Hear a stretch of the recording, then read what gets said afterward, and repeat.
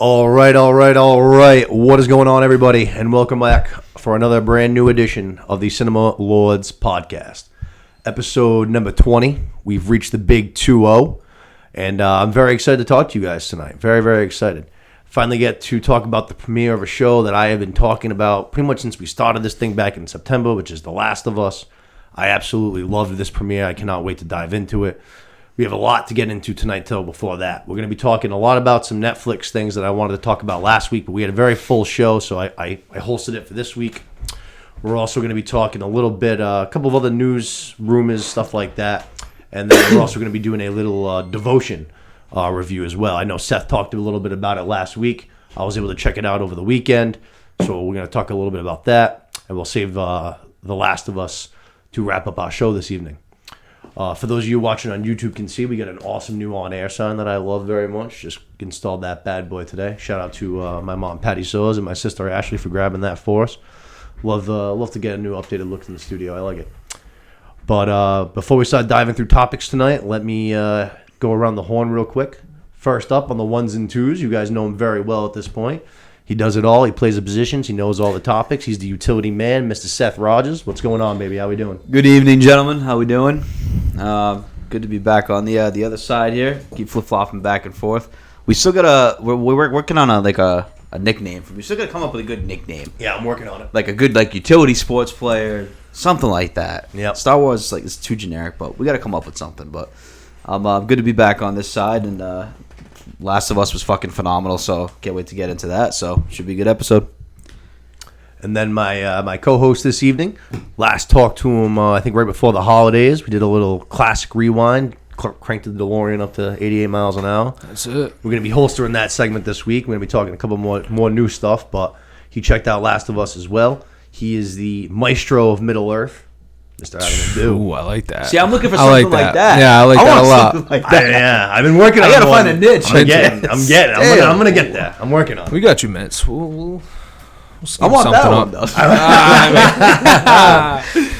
Mr. Ledoux, what's going on, buddy? How you doing? Not too much. Glad to be back. Excited to dive in tonight. So Got a lot to go through. That's it. First things first, before we start diving through topics, as always, I've been mentioning in the last few weeks now, the race to 100 YouTube subscribers is still on. If you are watching on YouTube right now and you have not subscribed, just go ahead right below us right now. You'll see a little button. Smash that subscribe button. If you're someone that watches on YouTube and you don't have a YouTube account, take 2 seconds, make the account, smash that subscribe button. If you listen on iTunes or Spotify, take a second, go over to the YouTube, smash that subscribe button. As soon as you hit that button, you're instantly entered into our raffle.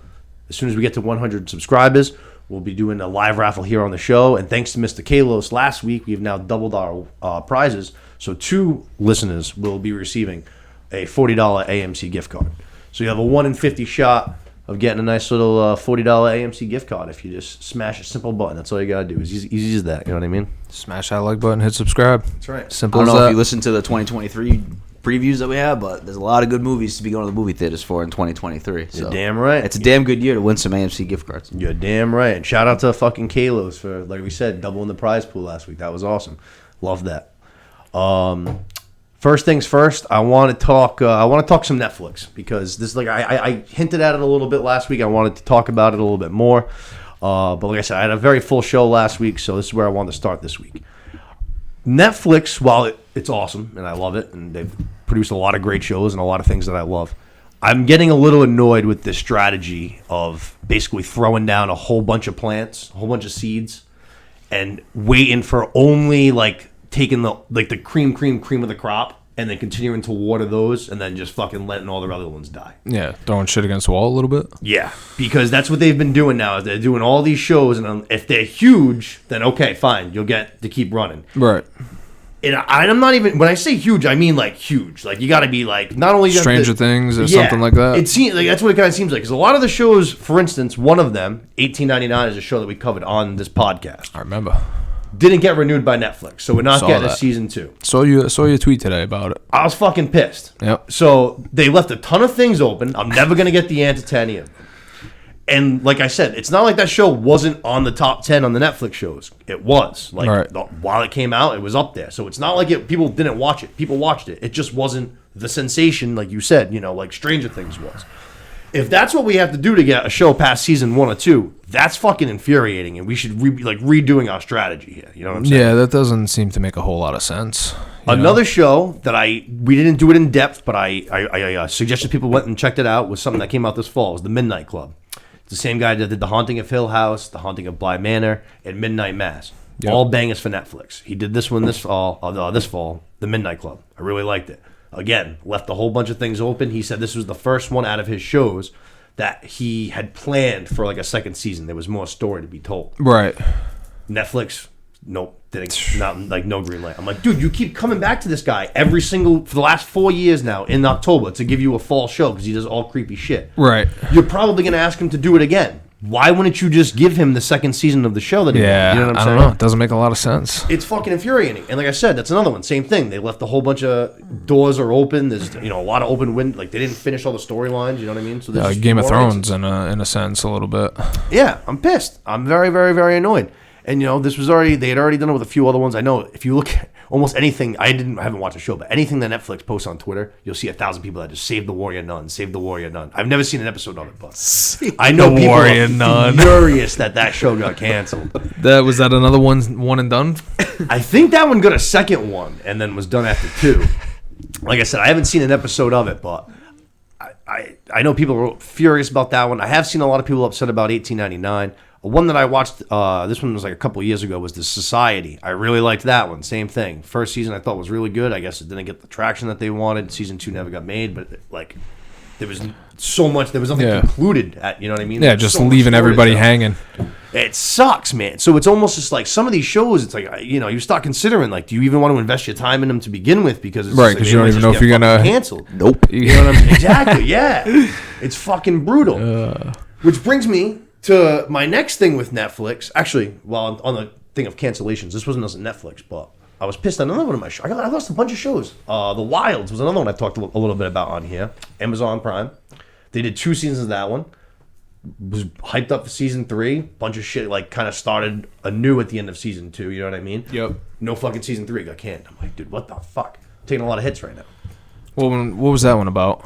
That one was kind of like a modern day Lord of the Flies thing. A bunch of girls stranded on an island. Okay. Then it turned out that it was actually like a huge test, like scientists testing. Okay. The plane didn't actually crash land. The girls were actually I gotcha. Like an experiment. Yeah, exactly. All right. Then it turned out at the end of season 2, there was another island with all boys on it. Then they just left you hanging there? Yeah, Joe. And that's it. Pissed, And you never know what happens. I was pissed.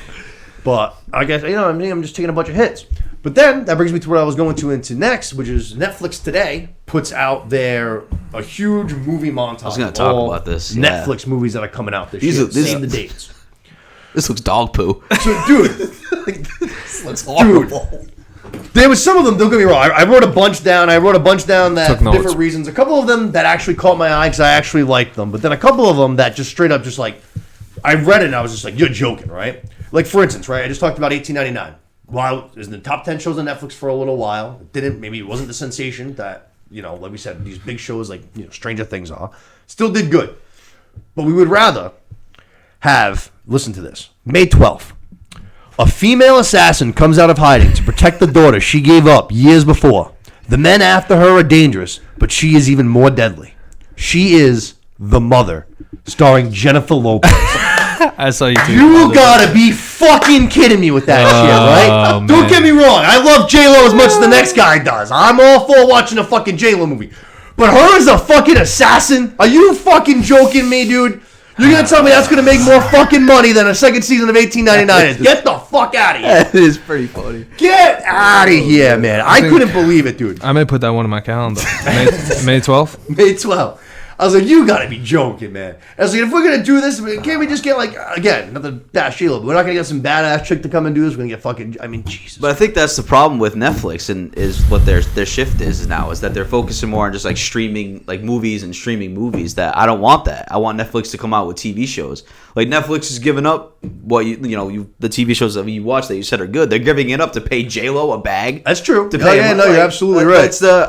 That's not where I want our priorities at. Exactly. Like Netflix should just be, are you still watching this show? Yes, because I'm 6 hours in. Like click the yes button and keep going.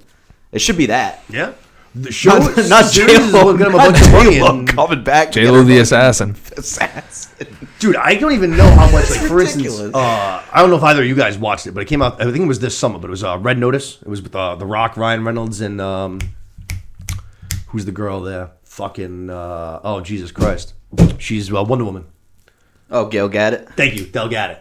It was the three of them. So that movie, whatever. Yeah, action comedy kind of movie. First of all, it was wildly forgettable. It wasn't that good. It was insanely average. Clearly, you just forgot one of the main people. And dude, think about those three names. You know how much money that must have cost, like Netflix, to make that movie? It was like, again, it was a big action movie, it was explosions, all kinds of shit. You know what I'm saying? Like those movies cost a ton of money to make. Oh yeah. So it's like that's what you're doing. It's like, I mean, I get it. I'm sure that movie probably did okay for Netflix just because of the names in it and shit like that. But I don't know. And why now? I don't know. Why after COVID are you now shifting on making movies? I don't know. You know what I mean? Like if it was like still COVID thing, then yeah, I could see that. But I think these streaming networks, you're gonna see them kind of start to take paths. I think there's gonna be some that are gonna focus more on movies. I think there's gonna be some that focus more on series. You know what I'm saying? But I think Netflix is all. I think they're just trying to swerve it all over the lane, man. Yeah, and they're fucking. HBO has it. HBO's like HBO's got a movies that great come out balance. in a month. Like we'll get them on the streaming platforms, but we're not gonna release an HBO only. And all our TV shows are gonna be killing it along the way. Yeah, HBO's king. They got the formula. HBO's king. No one makes a series like HBO does. I mean, we're gonna talk about it later, but The Last of Us proves it, man. They fucking gave them the budget, and God did it show, man. But like I said, I got a couple of these movies, a couple of them for different reasons. There was a couple that did catch my eye. The Killer, November 10th. Biggest reason why I caught my eye is you got the team from Seven back. David Fincher directing. Andrew Kevin Walker wrote the screenplay. Michael Fassbender starring in it. After a fateful near miss, an assassin battles his employers and himself on an international manhunt he insists isn't personal. To me, sounds like kind of cool, though. I mean, Seven's obviously all time. David Fincher makes a bunch of movies that I love. Andrew Kevin Walker's the man. These previews are just movies I feel like I've seen 8 times. Yeah, there's definitely a lot to 2 in a row. I'm just like, I've seen that movie 8 times. They're doubling down on the assassin. Yeah, it's a good point. There's a lot of assassin movies I realize, actually. I guess I was like, I don't know, The Bourne Identity. Yeah. I don't know. That's actually not a bad call. But like I said, the Seven team is what gets me more than anything else, more than the plot or even Michael. David Fincher too, yeah. Fight Club. Seven's awesome. Seven's all time, man. I love that fucking movie. Zack Snyder's universe on Netflix grows. He's already got the Army of the Dead movies, or the Army. No, fucking those movies I didn't like them very much. I watched them both. The zombie heist movies. Fucking Army of the Dead? No, that's Land of the Dead. Fuck. I can't think of the name of it. Oh, the one where they go to Vegas or whatever there? Yeah. Fuck, I can't think of the name of those. But he's starting his own, he's starting another new universe. Rebel Moon. It's got Sophia Boutella in it, which is, you ever seen The Kingsman? Yes. All right, you know the girl with the fucking knife feet? Yes. Yeah, it's her. Okay. And then it's also got Dijman Husin, who's like the man. Love him. He's in a bunch of fucking my favorite movies: Blood Diamond, Gladiator, fucking a bunch of classics. Army of the Dead, by the way. Army of the Dead? Isn't that what I said? I think so. Yeah. I think I did. Yeah. Bang. Anthony Hopkins and Charlie Hunnam as well. So pretty strong cast. People online love Zack Snyder, obviously. Fucking Save the Snyder Cut, all that shit. I don't know. I don't get it. I don't get his cock out of your mouth. Yeah, I don't get it. Like I said, those Army of the Dead movies, there were the two of them. I didn't really love them. I thought they were both too long. They were both like over the Army of the Dead one was like 2 hours and 35 minutes or some shit like that. Oh, it was have you seen the Snyder Cut of whatever Justice that? League? Yeah, I did. What'd you think thought it was of it? pretty good. Okay, I hadn't seen the original though. I haven't seen either one yet, but I've heard the Snyder Cut is the one to watch. So long. 4 hours long. It was 4 hours, and there was only, I think it was about maybe like the 2 hour and 45 minute mark. There was a point where I was kind of like, all right, we've been doing a lot of storytelling right now, and I was like, I need something that I happened. need a little bit of action. And I swear to God, almost as soon as I had that thought, like the biggest action part that happened for the next 45 minutes. Okay. And I was like, man, I'll check it out I thought it was pretty good. All right. Yeah, I thought it was pretty good. Yeah, very good. Okay. So I definitely enjoyed I'll throw it on the list. Yeah, we're gonna have to get some the classics going too for the next time. Leave the World Behind, December 8th. This one caught my eye too. Good cast again. A lot of these really good casts. Julia Roberts, Mahershala Ali, Ethan Hawke, Kevin Bacon. Tense thriller about two strangers who interrupt a family's vacation, bearing news of a mysterious blackout. So some kind of probably new terrorist kind of thing. I don't know, worldwide blackout. If Kevin Bacon's in it, I'm in. You a big Kevin Bacon guy? I'm a big Kevin Bacon guy. Yeah, I'm myself. a big Kevin Bacon fan. Yeah. I'm a big Kevin Bacon guy myself. But I mean, I love everybody that I just mentioned. I love all those people. Well, I don't love Ethan Hawke. I was like, let's slow That it was down. strong. That was strong. Ethan Hawke's okay. Ethan Hawke's fine. But the other three, I love the other three. Julia Roberts is awesome. Mahershala Ali is awesome. I'm a big fan of the rest of them. But I don't know. That one sounds more like my kind of movie. I like, I'm tense thriller. That's more my style. That's more my speed than the It action does, movies. but like I said, I don't want to give it up for decent TV shows that are being scrapped after season 1. True. I'd rather just have the TV shows from Netflix. True. October 27th, Pain Hustlers. Emily Blunt, Chris Evans, Andy Garcia. After losing her job, a single mom falls into a lucrative but ultimately dangerous scheme selling prescription drugs. Again, this one kind of sounds more up my alley. This one kinda sounds like a movie Breaking I Bad. gotta get to. Yeah, kind of. And I saw like a little trailer for her. Emily Blunt looks. I didn't even recognize her at first. They definitely get some fucking crazy makeup going on. She was like, oh No shit. shit. But Emily Blunt's looking good. I don't know. Again, this one's kind of like I said, more my speed. I like the kind of. I like this shit too. I like these Ponzi scheme movies. There was a couple of like random low key ones I saw this year that I liked. There was one with the guy from Breaking Bad actually. There, what's the main character? Bryan Cranston. Bryan Cranston. Cranston. It was on. I think it was Paramount Plus, but him and his wife run a Massachusetts lottery scheme. Okay, I think I Based on, like, a saw true that. story. Yeah, it was funny. yeah. I liked it. It was cute. You know what I mean? It wasn't Yeah. like anything great, but like me and Steph watched it. I was like, oh, that was Like good it's time. like a family movie, right? Yeah, a little bit. Yeah, kind of. Yeah. Have you seen that show with him, Your Honor or something? So me and Steph watched like the first 4 or 5 episodes of it, and I didn't do it for you? me. Nah, No, it was very just. It started getting outrageous kind of quick to me. Okay. Fucking teenage kids, like fucking a mastermind, fucking criminal, like, kind of basically. I'm just like, dude, come on, like this is ridiculous. Yeah. But I don't know. People, it came back for a second season. So Yeah, I people saw must that. have That's liked why it. I was curious if you've seen it. I haven't seen it, so. Yeah, people must have liked it. And then what was the other? Oh, it was the Kristen Bell one. With Vince Vaughn's in it, and then Stingray from Cobra Kai's in it as well. That's 2 girls. They're running like a coupon scheme. That one was on like Paramount Plus too, I think. Both of those were this year. That was good. But they were both, same thing, kind of like family cutesy movies. Yeah, but yeah. I don't know. Shit's interesting. They're all based, usually like loosely on a true story. People Yeah, just the trying to lottery find a way to thing be is They kind cool. of runs. Sounds like when we describing a lot of the. What was the fucking Jim Carrey one? Ooh, Can't think of it for Jim some reason. Carrey one. It was like a family doing like low key robberies and things like that. I'll look it up. I don't want to tie up the show. Ooh, I don't know. It's bothering me now. Wicked bad. I don't know. I'm not sure. But that one definitely catches my eye. That one's October 27th. This is another one that I laughed at. Like, Lyft, August 25th. A heist crew must pull off its biggest job yet at 36,000 feet. Kevin Hart, Sam Worthington, shout out Avatar, the fucking star, fucking Jake Sully. And then the guy I can't stand, Vincent D'Onofrio, who plays the Kingpin. Fucking can't stand him. But I'm like, you gotta be kidding me. Another one. I like fucking a heist movie that just sounds so corny and shit like that. Even like I said, the synopsis was wicked corny. I don't know. Kevin Hart's corny too. Yeah. They right probably just away. threw a bunch of money at him. Can you blame him though? The movie, like, and the poster for it, like, didn't make it look like it's supposed to be like corny funny. It made it almost Fun with supposed Dick to and be, Jane. like- That's what I was thinking. Oh, that one's okay. funny. Him and his wife knock off a bunch of things. Yeah, they rob a bakery and shit. Yeah. So a lot of not That movie's funny. like lesser robberies and stuff, but yeah, they doesn't do it for me. Yeah, that one was funny. Yeah, no, I don't know. Like I said, I'm into that kind of shit. I'm into anything. I can watch anything. I just got to be in the mood for it, basically. But that one was another one that caught my eye. That was ridiculous. It's like Tower Heist. That does sound just like Tower Like you're Heist. saying, all these movies, the premises just sound like movies I've seen 8 times. We're running out of ideas. Yeah. Robbery at 36,000 feet. Tower heist. Got it. Speaking of running out of ideas, we're doing a second Extraction movie. Extraction 2. Chris Hemsworth's back. Sam Hargrave and the Russo brothers are back directing.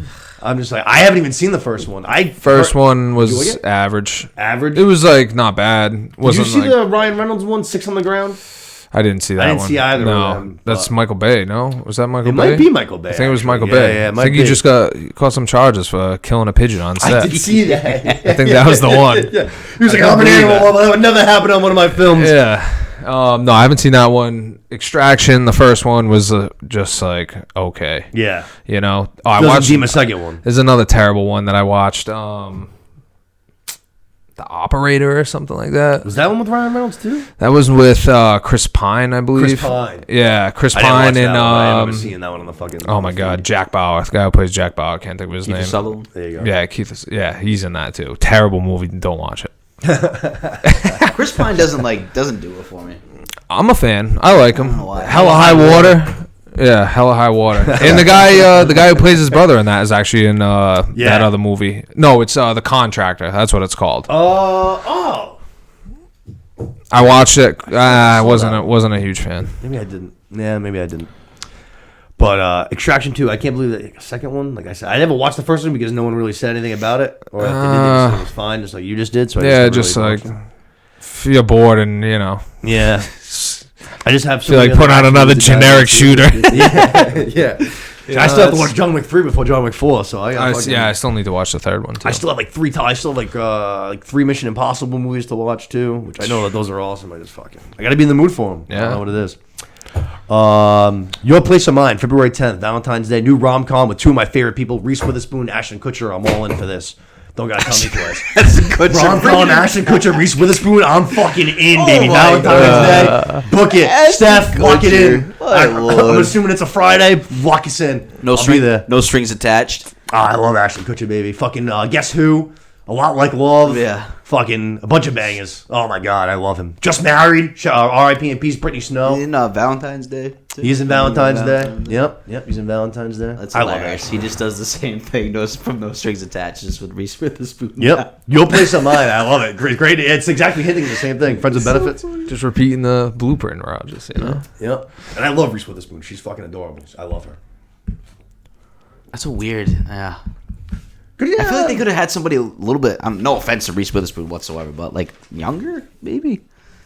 I don't want to say attractive. Like she's attractive, but I don't know. I feel like they're about the same age. I have to could have had maybe a good point. Ashton Kutcher's getting up there, bro. It's a good point. Ashton Kutcher's getting up there, bro. Yeah. Speaking of Ashton Kutcher, that '90s show premieres. I think like tonight. I was actually gonna bring that up. I think I'm gonna give it a shot. I've heard bad things. It looks very bad things. I'm gonna give it just a quick shot. I honestly could be out in 20 minutes. Like I can see it being like nah. I have a feeling that's exactly what's gonna happen. You never know, though. I mean, I'm going to probably check out an episode myself, but I wasn't even that big of a fan of that 70s show, to be honest with you. That show kind of... Screw you. Yeah, I know you were always a big fan of it. You used the hell with you, then. Yeah. Fucking, what's his name there? Wilder Valderrama? Yeah. Is that what it is? He fucking just annoyed. He's like, just nails on a chalkboard. They're all back except for Hyde for obvious reasons. Yeah. That guy's never going to get hired for anything else ever again. Untouchable. But going back, Reese Witherspoon's actually older than Ashton Kutcher by only 2 years. I thought they were close in age. All right. Yeah, so that works. What are they, like mid-40s? 46, 44. Wow. Hey, let's go. I was thinking like 48. Hey, let's go, baby. Come on. Good for you. Come on. But that was all the ones that I took away from the Netflix campaign there. But like I said, some good, not some good, but some of them I'm somewhat interested in, some I'm out on. But I just, like I said, Netflix has got their hands in too many pots right now. They're doing too much. Stick to what works. They need to slow down. I think especially on the movie front. I mean, I just... It's weird, like, because you don't really know how... I can't really even name a good Netflix movie off the top of my head. There was one or two that I actually liked. Like, The Addams Project I really liked this year. Like, I genuinely really liked it. It wasn't like a... I mean, but at the same time, it wasn't like... It's like an award-winning movie, you know what I'm saying? But I really liked it. It was really good. I enjoyed it. I watched it the second time. That's how much I liked it. All right. So... I think All Quiet on the Western Front went right to Netflix. That was Netflix. Yeah. So All Quiet on the Netflix. That was good. I didn't like it, but whatever. I didn't like that movie. I'm gonna give it a better rating than I'm gonna give to the one that we're gonna give to later. Though I'm not gonna lie, I ended up giving All Quiet like a 7 point something because I feel like it's a pretty solid score though. Because while I didn't really like a lot of the story and stuff, they did a lot of things really good with the movie. Like technically, you know what I'm saying? Like the No Man Land scenes were incredible. And that's obviously the biggest part of the movie you have to nail. You know what I'm saying? And they did. But like I said, it could have been a lot better in my opinion. Okay. But regardless, to me, there was a few other Netflix ones this year that I thought I liked, but I was looking at it now, like Uncut Gems was in theaters, right? Uncut Gems was in theaters, but that I think was a Netflix movie. The Irishman was another one straight to. The Irishman was fucking. But it's fucking 6 hours long. Fucking wicked long and just not memorable. Yeah. Not memorable. A lot of decent ones. The biggest thing to remember about it is fucking old ass Robert De Niro kicking the shit out of that kid, and it looked awful. It looked so bad. I haven't seen the movie, but I did see that scene. I was like, I don't think I'm gonna watch this. That's the most memorable part of that. No movie. thanks. That's if someone brings that movie up to me, like if someone was like, "Hey, did you ever watch The Irishman?" I was like, "Oh yeah, the movie where Robert De Niro looks fucking 100 years old and he's kicking the shit in the worst CGI I've ever seen." Like that's how I remember that movie. That movie was not good. Wait, he's coming back. Isn't Scorsese's coming back with De Niro and Leo? I think, right? That's this year. Yeah. Leo's new movie. Yes. Can't think of the name of it. I can't either. That one's being very kept on the wraps, like very, very on the wraps. Hopefully it's a good one. But yeah, I don't know, man. Just slow down, Netflix. Slow down. Bring back 1899. Bring back Midnight Club. Because like I said, you're gonna bring the writer back to write a new show for you in the fall anyway. Just let him fucking write the second season so that I can get my ending. Give me 1899. Don't Look Up was so forgettable. Netflix. Like that was so mid. So forgettable. That was so mid. So mid. Why do you think they're doing so many movies? What do you think the philosophy changes for? I don't know. I don't like it though. It's so hard to know like how they really make their money because obviously it's a subscription based service. So like in your mind, like are people going and signing up for Netflix nowadays to go watch Red Notice starring Ryan Reynolds and Dwayne The Rock Johnson? Like, no, I don't think they are. No. That's what I'm saying. Like to me, I think you're way better off. Like the shows. That's what I was just gonna say. Making a Murderer, like all that, the docu-series. 4 hours in, like yeah. You know what I mean. That's what Netflix is for. Right. It's crazy. I agree. I think that the movie thing they need to slow down. I mean, if they do want to do a couple of movies here and there, that's fine. But this, like today, like they put out like I said, save the dates for like 15 movies. I only wrote down say like 7 of them. Right. So they're just throwing 15 movies out there that are all mid. Actors. Yeah, that are all like mid. Dude. All mid. mid. My God, that doesn't make any sense because you can name way more shows or docu-series from Netflix than you can movies. Like I really. Yeah. I think something has to do with the fact that obviously you can get these actors to do a one and done movie. They're in and out rather than signing up for a series where they might, especially if it's a series that's going to run for say multiple seasons. That's tying you up. You know what I mean? Yeah, for a while. But if it's the main actress or whatever from one of the shows that you said that was canceled versus Jennifer Lopez, yeah, aren't you just like maybe in the long haul paying that person the same amount of money versus just Jennifer Lopez? Like here's a lump check. Or look at Luther, Idris Elba. They've had him tied up since before he was Idris Elba. Not before. I mean, you know what I'm saying. But yeah. Before he's what he is now. You know what I'm saying. He was still coming up. That's part of the reason was that show. People love it, which I've never seen it. But that one, I think they're doing this year. They're doing a Netflix movie. It's like Luther, basically like the movie now, but it's still Idris Elba and shit. So it's like, you know what I mean. The guy's obviously loyal to the role and to you. I don't know. It's hard to say because you don't know. It's not like the box office. You don't know how they generate money. You know what I'm saying? Right. But to me, like you said, a subscription service, shows is where I feel like you're better off. That's the bread and butter of Netflix. Yeah. It's crazy. I don't know. From there, before we dive into our reviews and recaps, I have one movie that I do want to talk about. This is on the news front. There are some things, a lot of people complain nowadays that, there's not enough new stuff, too many, sequels, too many. We just went through the Netflix movies this year. Yeah, the same movies being made over and over and over again. Too many, remakes, sequels, whatever have you. Like, not enough new original things. I kind of shoo that. Like, if it's something good and I'm into it, then fucking give me more of it. I don't give a fuck if it's mediocre. Just keep giving me more because I like it. You know what I'm saying? But some things that are so great that they should never ever be touched. Like some things, no matter how good you are and how much you love them, they should just never be touched because you can't help it. all you can do is ruin it. You know what I'm saying? I agree. Think I know where you're going. Which brings me to, on most days of the week, it changes on 1 or 2 days of the week sometimes. But if you ask me 7 days in a row what my favorite movie of all time is, probably 5 or 6 of those days I'm going to say Gladiator. If you said, hey, Nick, do you want a Gladiator TV series? I would say no. Do you want a Gladiator prequel? I'd say no. Do you want a Gladiator sequel? I'd say fuck no. Unfortunately, Ridley Scott apparently has always wanted to come back to the Coliseum, and sure enough, he's returning to direct a Gladiator sequel, Gladiator 2, set to start filming this March. And I'm disgusted. Am I going to go watch it? Yeah. Am I going to be there opening day? Yeah. Am I disgusted? Yes.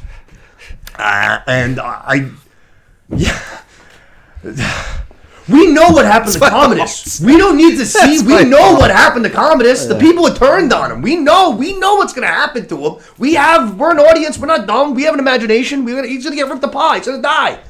We don't need to see it. It's crazy to me. No, that's dumb. It's absolutely crazy to me. I can't believe we're doing it. You would not see me. You'd not see me there opening night. Oh, I'm in protest. It might just be one of those movies I just ignore, so I know Right. it. I just never know it You know existed. what? Fuck you. As a result, I'm going to watch the original. It makes me want to watch the original instead by myself at home. They go to the movie theaters and watch that. I've watched that movie probably. I still fuck watch it do once you twice need a a sequel year. to that I've movie? probably seen that movie 60 or 70 times. I feel like disturbing amount of times. that's like Jaws a little bit. I mean, even though I watch all the other ones, like they should have never made a Jaws 2, 3, and 4. Jaws 4, terrible. Yeah, but that was different. Terrible. Yeah. Styrofoam shark. Yeah. No, I hear you. I definitely hear you. Like, don't you think they should have just Jaws 1 done? But at least that's for the most part a horror movie though that you know what I mean. It's kind of you tie it in with you just bring the you back. Yeah. Yeah. What are you doing with this? Yeah. No, I mean you're right. Two different scenarios. I do hear you, but there's a lot of things that shouldn't be touched, especially in hindsight. You know what I'm saying? I agree. But I just cannot believe we're doing a Gladiator 2. It really does. It breaks my heart to do that because I just hope it's fucking good. I hope it's good. I mean, you know though, what if we have ourselves legitimately a fucking Top Gun Maverick situation on our hands? What if we're all fucking sitting here in doubt and then all of a sudden Ridley Scott drops a fucking nuclear bomb on us?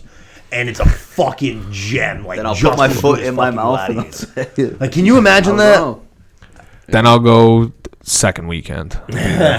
I'll be there. Weekend 2, I'll be there. The other thing about the this Roman movie- chariot on the way. Yeah, exactly. I'll show up in the Roman chariot. Fuck you. So what it's gonna be at? So obviously they're gonna be following what happened afterwards. Afterwards, sequel. Following Commodus, which brings me to my next point. The other thing that disgusts me about this is I thought he died. making it. Well,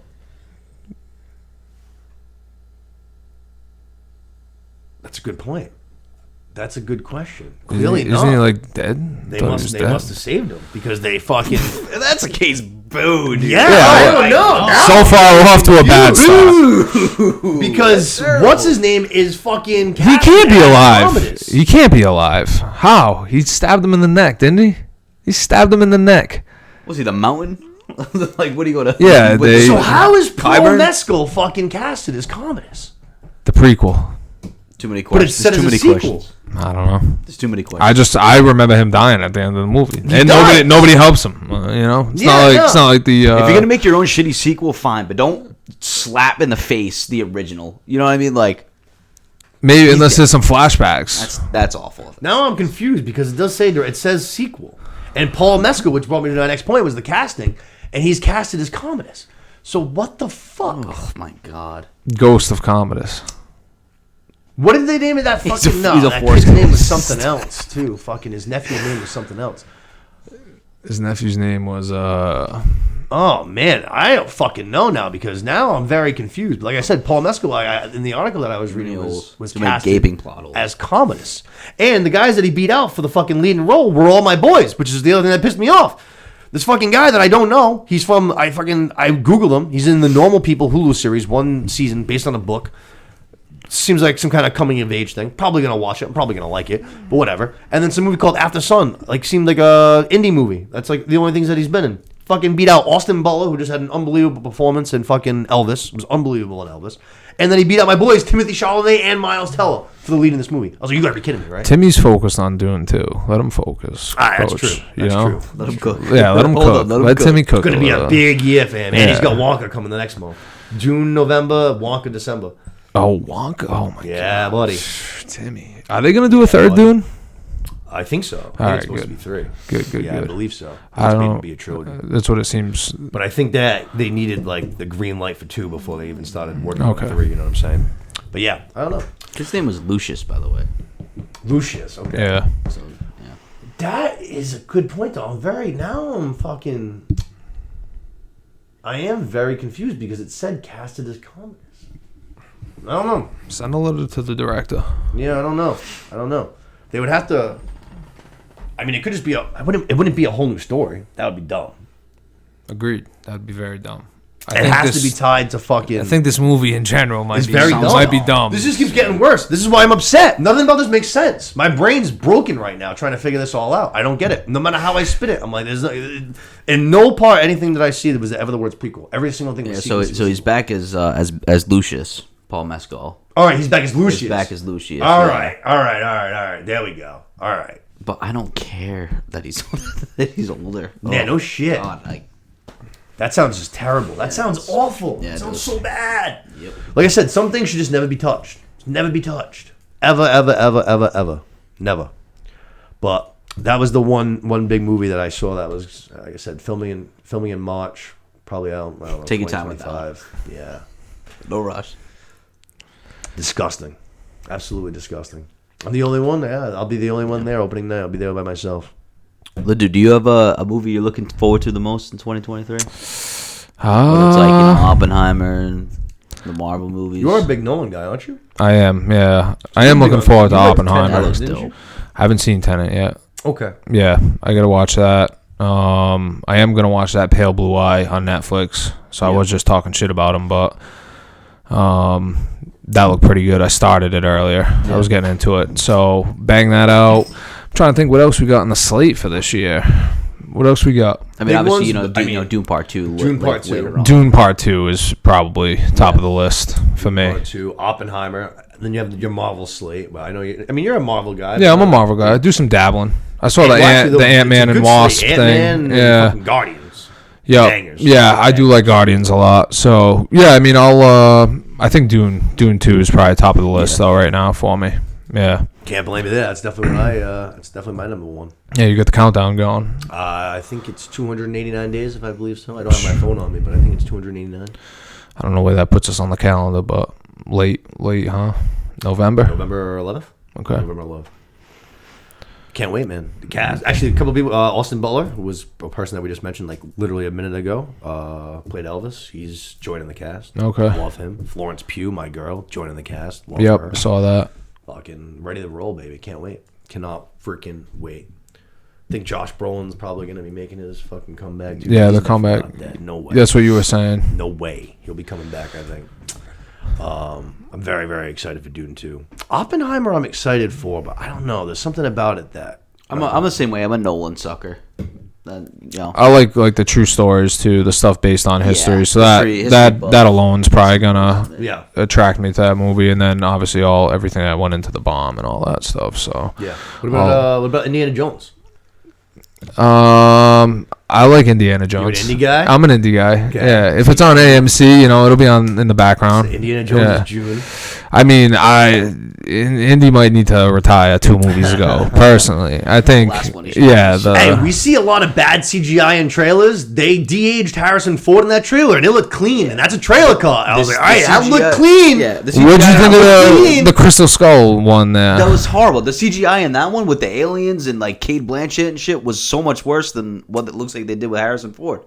Was that the last one? Yeah. Yeah, that was the one. Oh, I didn't see that one. Oh man, it was absolute dog shit. I didn't see It was just like, all right, but I mean, it's All right, we'll get a Indiana. compliment. Yeah, it's Indiana, so I'm watching. Yeah, he's back. And I'm a Shia fan, so you're a Shia guy too, though, aren't I you? mean, I love Shia. Yeah, I was gonna say. Okay. There are a couple of actors that I'll go to. That's war why I'm surprised you for. said you haven't seen Shia that movie. LaBeouf is definitely on that list.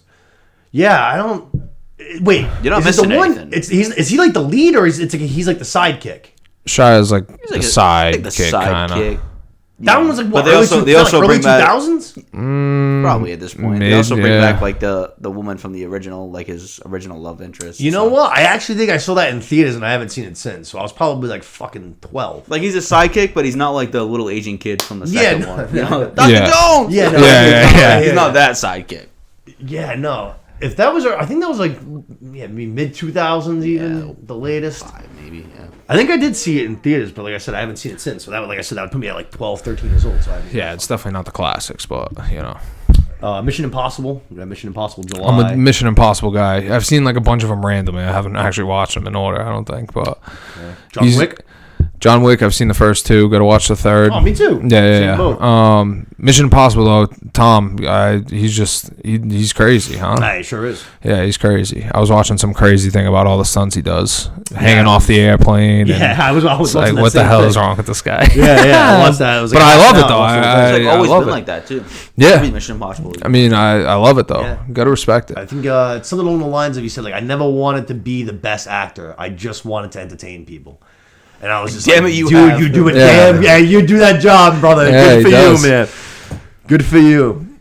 Yeah, like I got to check out a couple of Mission Impossible movies. I think I haven't seen the most recent one, or the most recent 2, maybe. Yeah, especially just because of, like, the podcasts and stuff, and I want to go like review them and shit. I'll have to I'm gonna have to go on a binge through all these. Yeah, maybe just next rip time right you're through on them. though, we'll both watch John Wick 3 and we can fucking we can talk about John Wick. Yeah. Were they on HBO? I think so. The Mission Impossible ones? Yeah. Oh, I think so too. Actually, I think they are. I should rip through those too. Yeah. The last one I watched was fucking dope. It was the first Jeremy Renner one. Speaking of Jeremy Renner, happily healing at home. Love to hear that. Yeah. But yeah, that one was really good. I can't fucking even remember the name of that one. There's fucking all those names. It might have been Ghost Protocol, some shit like that. Yeah, they're out of control. It might have been that. Yeah, Ghost Protocol, I think. one. It might have been that one. Could be, maybe not. You a Planet of the Apes guy? Not really. Not really. I've seen the first 2 or 3, I think. I watched like the old ones, like back in the Yeah, day. I never the saw old ones. It's James Franco, isn't it? Yeah. I haven't seen any of those. I think he's just in the first one. All right. I don't think he's in the second one or third. I think there might be a I've fourth heard good one. things about that trilogy, though. People. They were really, the 2 that I saw were really good. Yeah. I enjoyed them. I thought they were really good. Like I think those are supposed to be better than like wasn't Mark Wahlberg in the like the 90 like 90s? I think Will Wahlberg was in one of them. Yeah. Yeah. Yeah, they were like the original. Like Yeah. before James Franco's like Rise of the Planet of the Apes and then like Revenge or whatever. I remember watching those. My aunt had them on. My auntie Marie had them on VHS, and I remember like putting them on. Fucking, I used to sleep Like the over 1970 one is hilarious. Yeah. So, it's just like dudes with like a monkey A mask monkey on. mask on. Yeah. But I think that's going to kind of wrap it up for news, rumors, all that shit. Unless anybody else has got anything else to add. Mando trailer. They think we got a. Oh, Mando trailer. I think we got a Order 66 flashback. It looked like it. Yeah. Mando Looks trailer like dropped maybe on Monday Night Football. People are speculating like the door that's opening is a lightsaber opening the door, so maybe they snuck in some more Hayden Christensen as Darth Vader in this. That'd be cool. That's what people are I'd be into that. I'd be in for that. I think there's a 66 flashback on there. Obviously, the ending with like Baby Yoda literally just like force throwing in the cradle as the cradle moves up. I'm watching it like this. I'm like, For real, bro. For real. like bouncing up and down. For real. It seems like shit's about to pop off, though. It seems like this season's going to have some fucking heavy action, Yeah. man. Obviously, we're going to have the Mando War, you know what I mean? Fucking. Yeah. And this is the season where Bo-Katan's supposed to kind of, turn and go back. This seems more personal to Mando. This is more like a Mando personal season, I think. You know what I mean? It's not. I don't really think you're gonna see like Luke Skywalker at the end. Like Yeah, I hear you. this one is like kind of like I don't say homage to Mando, but it's more about his upbringing and redeeming himself at Mandalore. Yeah, the people. Yeah, I hear you. I'm looking forward to it. March 1st. It's going to be a fucking... Salacious Crumb hanging from the tree. Yeah, that was good too. Yeah, no, the trailer was good. I was like, in disarray watching it because fucking the Bucs were playing like shit, and Tom Brady might have played his last playoff game, depending if he decides to come back or not. But I remember liking what I saw. I know the Order 66 scene that you were talking about, the Jedi's fucking in the temple. That could be a flash. I was thinking that could be like a Baby Yoda flashback, probably, right? Maybe. Yeah, maybe that like to get him out of the Jedi temple. Yeah. Maybe something like that. Yeah. Yeah. Maybe like the night he escaped or some shit. Could be. Something like that. I don't know. It'll be before you know it, though. I'm looking forward to that. Overall, though, good trailer. Good trailer. From there, let's go into Devotion, yeah? Yep. All right. So, Ledoux, you didn't check this out, right? Nope. They tried getting me for $19.99. Just as a preface for everybody out there, Paramount Plus, buy or rent for $19.99. Yeah. I could have fucking Not suckering me in like that. Next time, let me know. I'll hook you up with my login for a little while. You can go banging out. You know Yeah, we'll talk. Yeah, I got logins for everything. Seth, you want to plug in that camera in a minute? Yeah. So Devotion just came to Paramount Plus. Was out in theaters earlier this fall. Jonathan Majors, Glenn Powell. Inspirational true story of Jesse Brown, first black aviator in the U.S. Navy, and his enduring friendship with fellow pilot Tom Hudner, who is Glenn Powell's character, helping to turn the tide in the most brutal battle in the Korean War. Synopsis sounds awesome. Movie got really good reviews. Had some good performances. Had some good scenes. Overall, I was disappointed, though. I'm not going to lie. Seth talked about it a little bit last week, and I think you said you were just kind of like neutral about it, right? You said you liked it, but can I be honest? Good, now that you watched it, yeah, I dozed off a good 20-25 minutes in the middle of it. Oh, no shit. Yeah. All right. I was because it was long. Yeah. It did go on for a bit longer than it had to. My biggest problem with the movie was that I felt like there was no real plot. There was no storyline Structure. Yeah, exact. Structure is actually a great word for it, Ledoux. It just kind of was like a whole bunch of scenes just thrown together. You know what I mean? Yeah. And some of them weren't great. Some of them didn't even almost make sense to me. Just like the dialogue, I was like, someone just asked you a question and you would go on this ramble that I felt like didn't answer the question at all. It was just weird. Jonathan Majors, I thought did a good job. I thought. There was a couple, the scene where he's talking to himself in the mirror and basically insulting himself. Oh, that was probably my favorite scene. Yeah, his acting and his intensity. His intensity. That's exactly his intensity. I was like, oh man, dude, this guy as Kang is gonna be fucking scary sometimes. Yeah, right. I was like, he's gonna be a bad motherfucker as Kang, man. He's gonna be intimidating as shit. He did a good job. I liked him. I liked the scenes with him and his wife. I thought that they were very cute. I just liked their relationship and shit like that.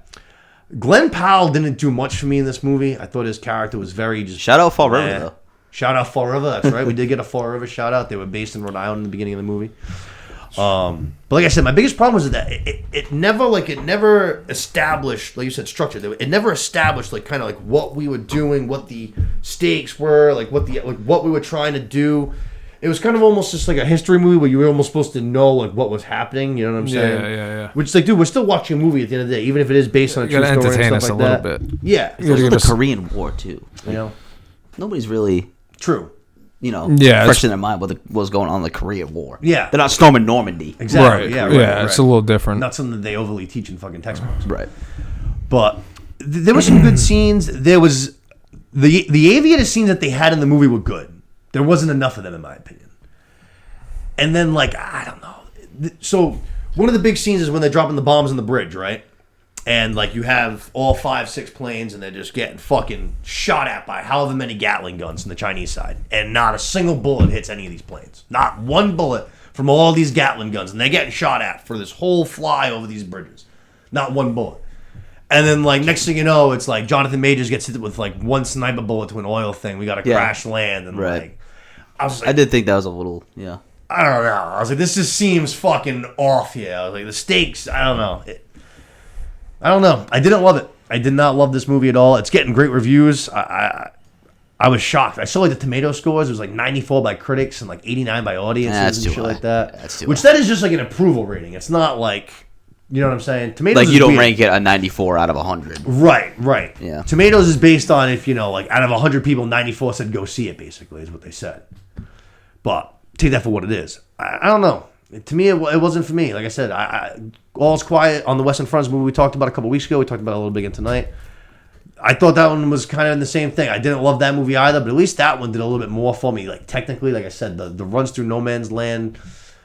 There was more structure to that movie. I always kind of knew at least what was going on. Kind of not like that, but it was something I was confused. That's kind of not the right words. I knew what was going on, but this was just biopic on Jonathan Majors' character and the struggle that he went through. Yeah, I guess. Yeah, I guess that's a good way to put it. Biopic. Yeah, it did focus very heavily on his point of view, but I don't know. Like I said, him and Glenn Powell was kind of weird in this, which I liked him as Hangman and Maverick, but to me in this, I didn't love him. But to me, I came away, I was like 6.9. Did you like that or All Quiet? 6.9. All Quiet. Yeah? Yeah. Because I said, you were pretty against that movie, so. I think it was a better movie. Yeah. I don't actually, you know what? I don't know if I think I probably enjoyed Devotion more, but I think All Quiet is the better movie. Yeah. If that makes any sense. Yeah, I know what you're saying. You know what I mean? I'll tell you this, I won't go back and rewatch either of them, I don't think. If yeah. one of them's on TV, will I throw it on for like 10 minutes? Maybe. I don't know. Can't even make any promises on that. True. I don't know. It just left me lacking. I can tell you, I watched it with Steph and Kalos. They did not like it. No, they were like bored. Probably. Yeah, bored. they were bored. Yeah. They were complaining in the middle of it. At one point, I paused it. It was like we were like an hour and 25 minutes in. They were like, "There's an hour left of this movie." I was like, "They were like, fuck." Oh no, it did run long. It did fucking run long. Yeah.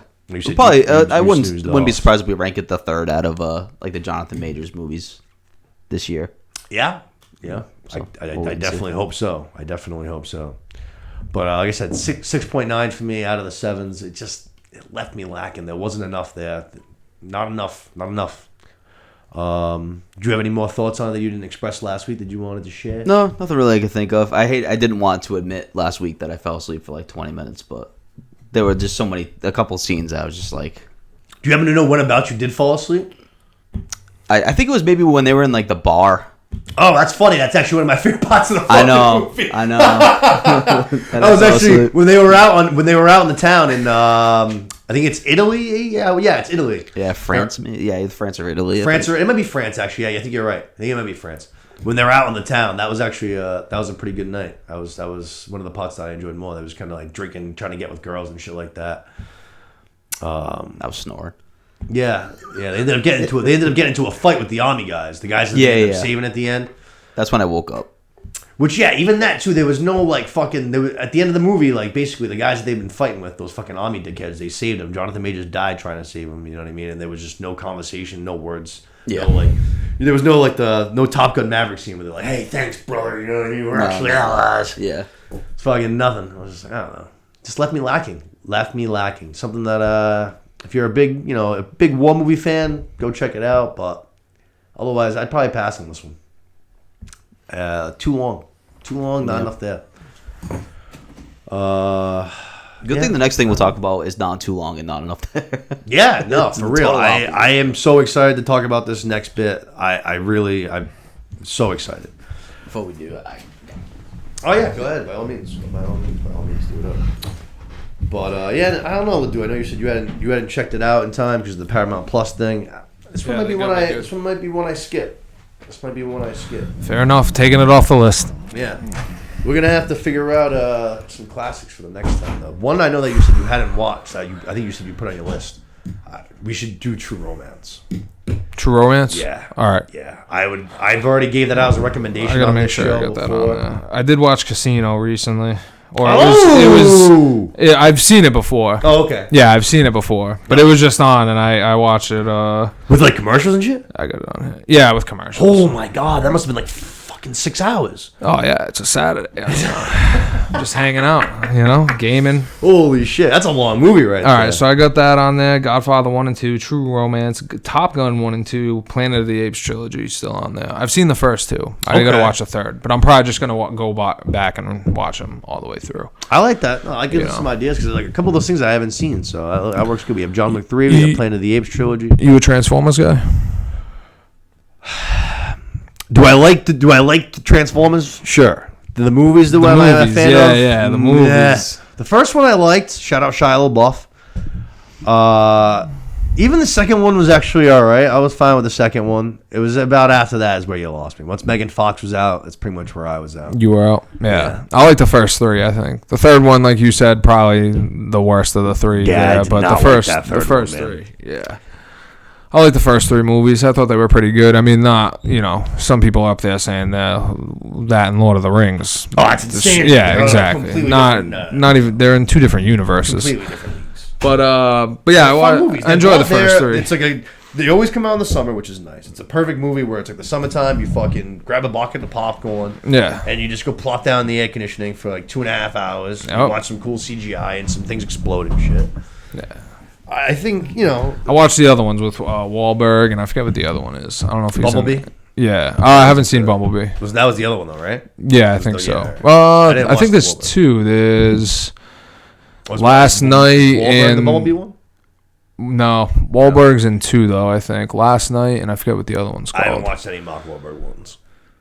They're bad, probably, aren't they? I'm sure they're are. They're he's not. Probably bad in them. He's probably awful in them because he's awful in pretty much everything. Yeah, he's not great. That's I can count his good roles on my. It's another one of those movies I'll throw on in the background. Yeah, not that Casino is. That was just on, and I was like, I gotta, Yeah, no, Casino's a good one. But no, we'll talk. But like I said, we'll have to do a class because that's a good segment. I like that, doing the classics once in a while. You know what I mean? Sprinkle in here and there. Yeah, I'm into it. So we'll have to True Romance and something else. We'll figure out another one. Yeah. Maybe The fucking Godfather. Who knows? Steph's wanted to watch it since we watched that Showtime series, that Making of the Godfather. There. The Offer. The Offer. Yeah. It was good. That was a good watch. Yeah. I'll watch The Godfather and then I'll watch that. Yeah. No. Yeah. That was a good watch. I actually really enjoyed that. But now that Seth's locked back in, let's dive into a show that, like I said, I've been talking about for a while. I've been very, very excited for it from the moment that it got green lit. I played the game as soon as it came out in 2013. It is The Last of Us. Like I said, based on the 2013 game from Naughty Dog, they brought in the writer from the Chernobyl series, which if you haven't watched the Chernobyl series on HBO, you should absolutely go do it because it was fantastic. Excellent. Very, very good. Possibly the best miniseries of all time. It was really that good. And then the creator of the game, Neil Druckmann, they brought him on, hands-on, to help write and create the show. And they did it together. And I think that it showed because this is by far the best bringing to life of a video game on screen that I've ever seen. Adaptation, however you want to put it. By far, in a way, in just one episode, it's already the best adaptation of a game to a screen I've seen yet. Yeah. There's been a lot of shitty ones. Doom, Halo, Resident Evil, Halo. There's been so many fucking... Which as soon as this episode ended, that was one of the things I took away from it. Was just like, wow, they just did it in one episode. Like Resident Evil's done like 50 movies, a TV show on Netflix. They can't make one like comparable thing. Yeah, I think I've only played one of the Resident Evil games, maybe 2, and I've seen one of the movies probably in bits and pieces. Never really just they're trash. Yeah, they're trash. Trash. It's insane. But this.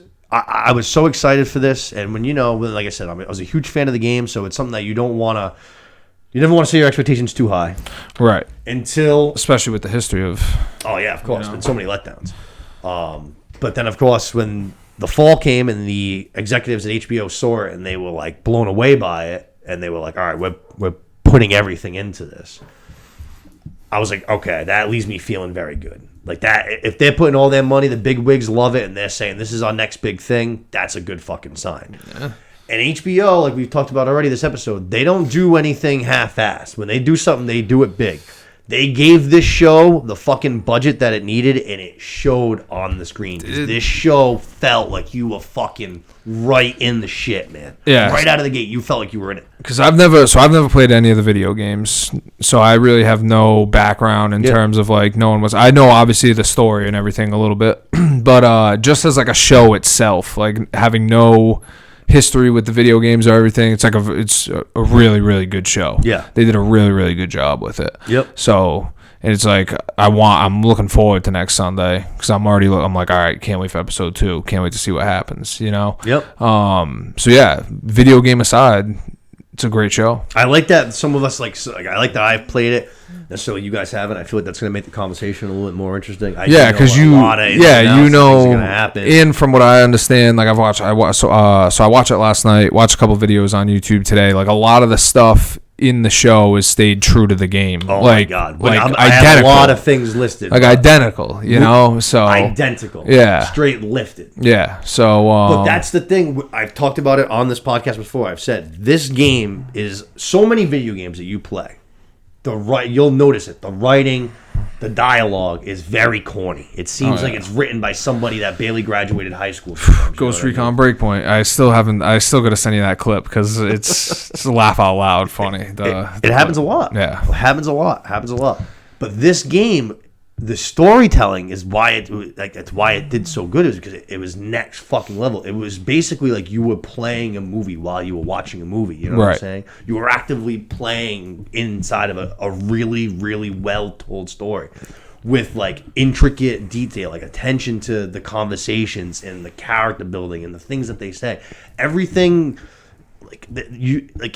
obviously, like I said, I know a lot more because I played the games, but there's so many little tidbits in this first episode that they fucking nailed. And just, like, it blew me away. Like I said, I had such high expectations, and this first episode did everything that I could have possibly expected and more. Yeah, I'm happy to hear it because that just tells me that the rest of the season is going to be real good. Because I think you might have said it, or I've definitely heard from a couple people like that's like the best game they've ever played. From like a story, the best video game they've ever played, just like in whole. You know what I mean? So that's.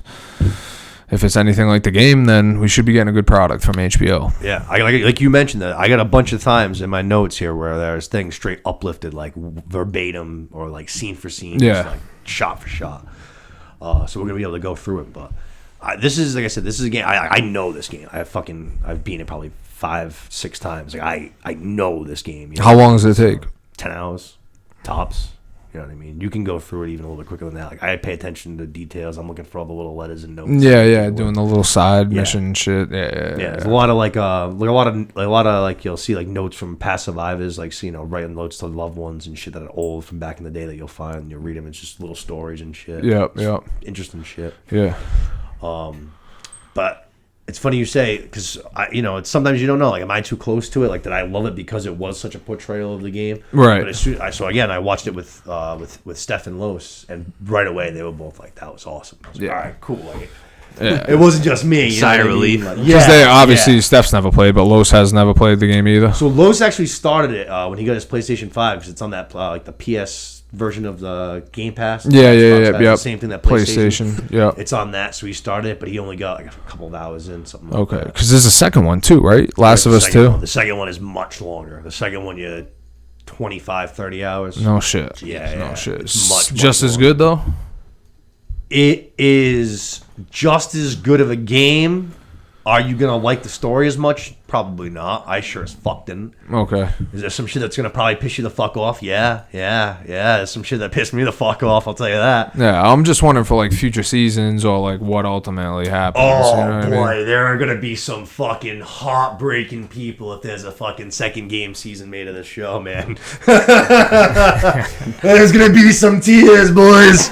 It's going to get real dusty in a lot of rooms. I do think that this show is going to fucking make people go. And I mean, the first game already did amazing as far as sales and shit like goes. But I think there's some people that are going to be like, oh, I'm going to go play this game. Well, yeah, I looked it up today. I was like, why haven't I played this game? But it's PlayStation exclusive. Exclusive. Yeah. Yep. I had a PlayStation 3, I think, back in the day. PS4, PS3.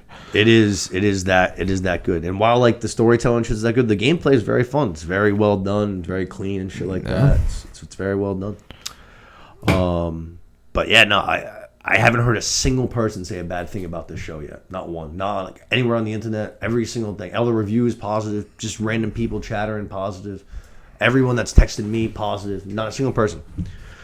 So let's dive into it. Yeah, let's do it. Episode 1. When you're lost in the darkness, which we'll come to see very quickly, is the saying of the Fireflies. Look for the light. Yeah. Fireflies are kind of like the rebellion, trying to raise up against the soldiers that have basically, taken up as the government. Yeah, federal. So we have a cold open, which this scene I really like. This was a very, very cool scene because I was, as someone who's played the game, was very curious as to what are we going to open up with. You know what I mean? And this was very cool. This was something that's not in the game, something that they just did. And I thought it was great. They have a talk show, kind of like a late night talk show kind of vibe, and they have these two scientists going on. And they're basically going to kind of set the table for what we're going to be dealing with in the show. That it's not necessarily a virus, it's a fungus. And it literally takes over. We have them currently now on Earth, but they thankfully can't live in, I think it's body temperature. It can't go above like 94 degrees. Body temperature. 94, yeah. Yep. So it focuses on insects, but, it takes them over and it's, basically just wants to spread, cover everything. Yep. So if hypothetically it could live inside humans, this is what could hypothetically happen. Takes over the body and wants to spread, basically turning into a fucking psychopath, bloodthirsty fucking zombie savage. But this was a very cool little scene. Like I said, I thought to set the table, I thought it was kind of funny, but right away I was like, all right, I thought this was a cool little way to intro the show. I liked it. The guy scared you too. The guy explaining it. Yeah. Kind of like not scared you, but you know. I was gonna say, just gave it to you very matter of factly. Yeah. Set the way he did it though. He set the the intensity. You know what I mean? Like if this happens, like that build up. He's like, this is no joke. Like, sort of just hitting you with like some small facts. Like this is what they do. Kind of explains the fungus, what they do, how it takes over the body and everything. And then he says, "Yeah, we as humans can't get that, but what if?" And then he hits you with all that. You know, so. Smoking his butt too. Yeah. They were both a little sarcastic too, which I liked too. They even like the talk show host was very what's his name there, Jimmy Kimmel.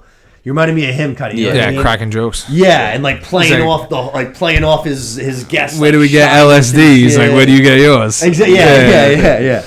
So I thought this scene right out of the gate, I thought it was very well done. I thought it was an interesting way to open up the show.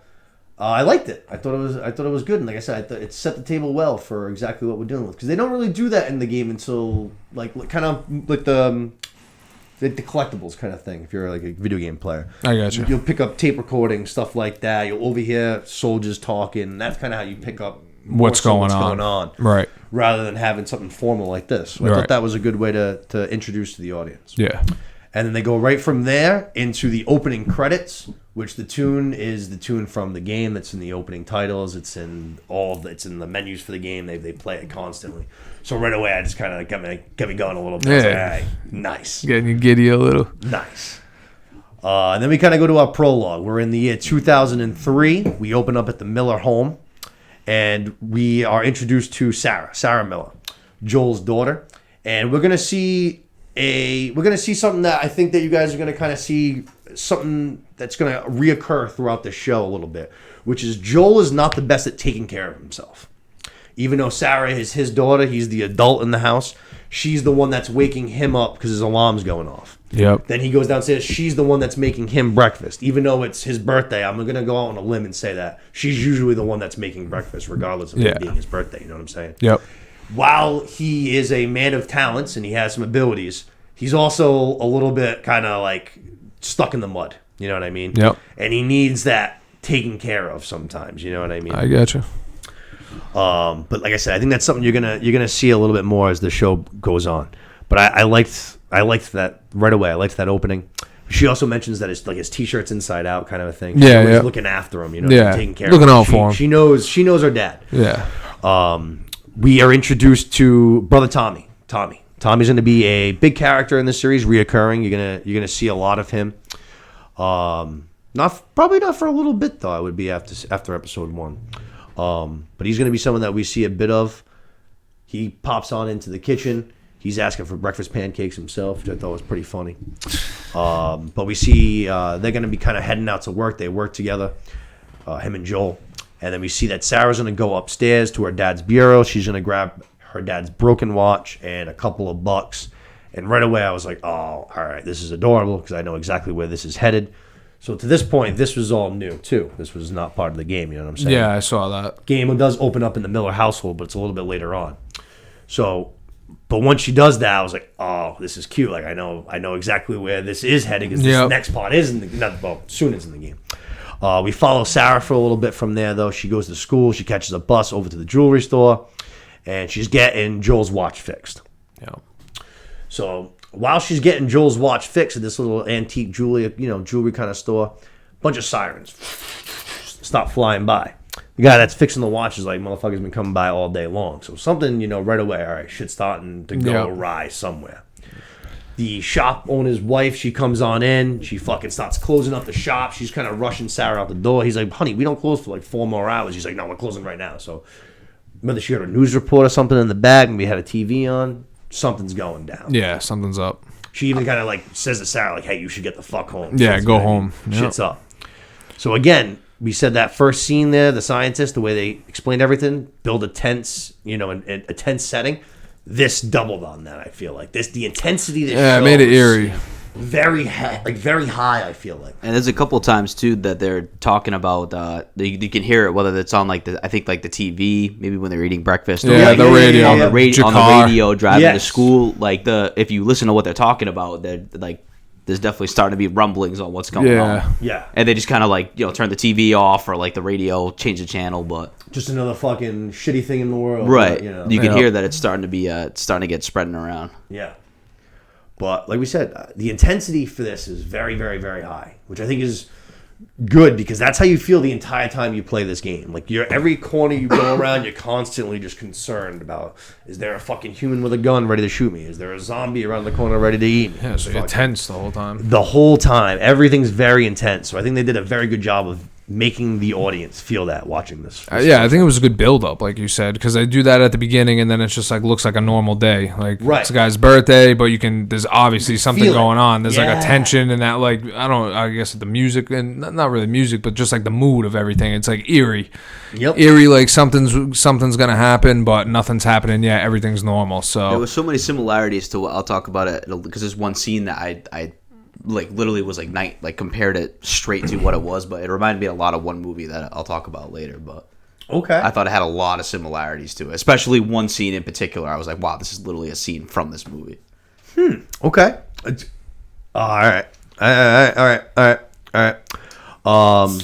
We leave the jewelry store, and Sarah is going to stop by her neighbor's house. She's got some elderly neighbors. They need some company and stuff. Probably don't have any grandchildren or whatever. Probably look at her that way. Seems like she goes over there kind of regularly because she was talking to him earlier in the episode. They're baking some cookies, and Sarah's fiddling through like DVDs, basically, kind of like the way you see back here, fiddling, looking through their DVDs while the cookies are baking.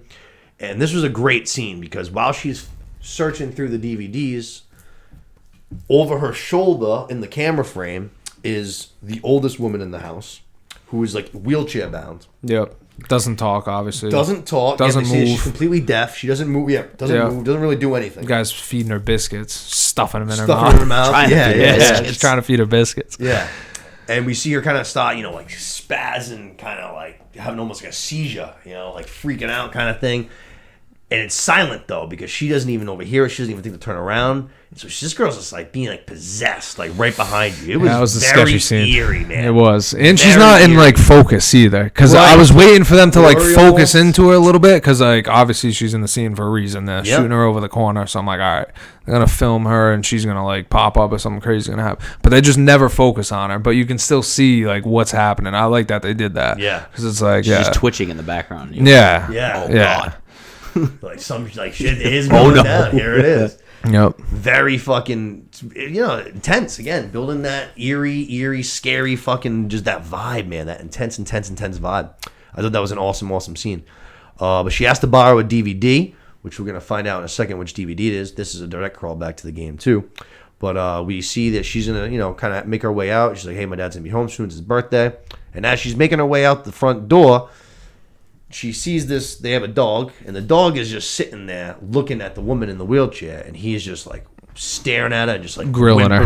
whimpering, crying. Yeah. Yeah. Like, so the dog knows, like, yo, Dog knows something's up. something's fucking wrong, dude. Like, I can smell it, you know what I Yeah. mean? They say animals got a sixth Animals sense. know. Yeah. Animals know. Crazy. Like that fucking, what was the tsunami there? They fucking, Yeah, all those- not yeah. one animal body, not one animal corpse found. Yeah. The entire tsunami. They get out. They just fucking knew. They all went to higher ground. Get up and get out. Crazy.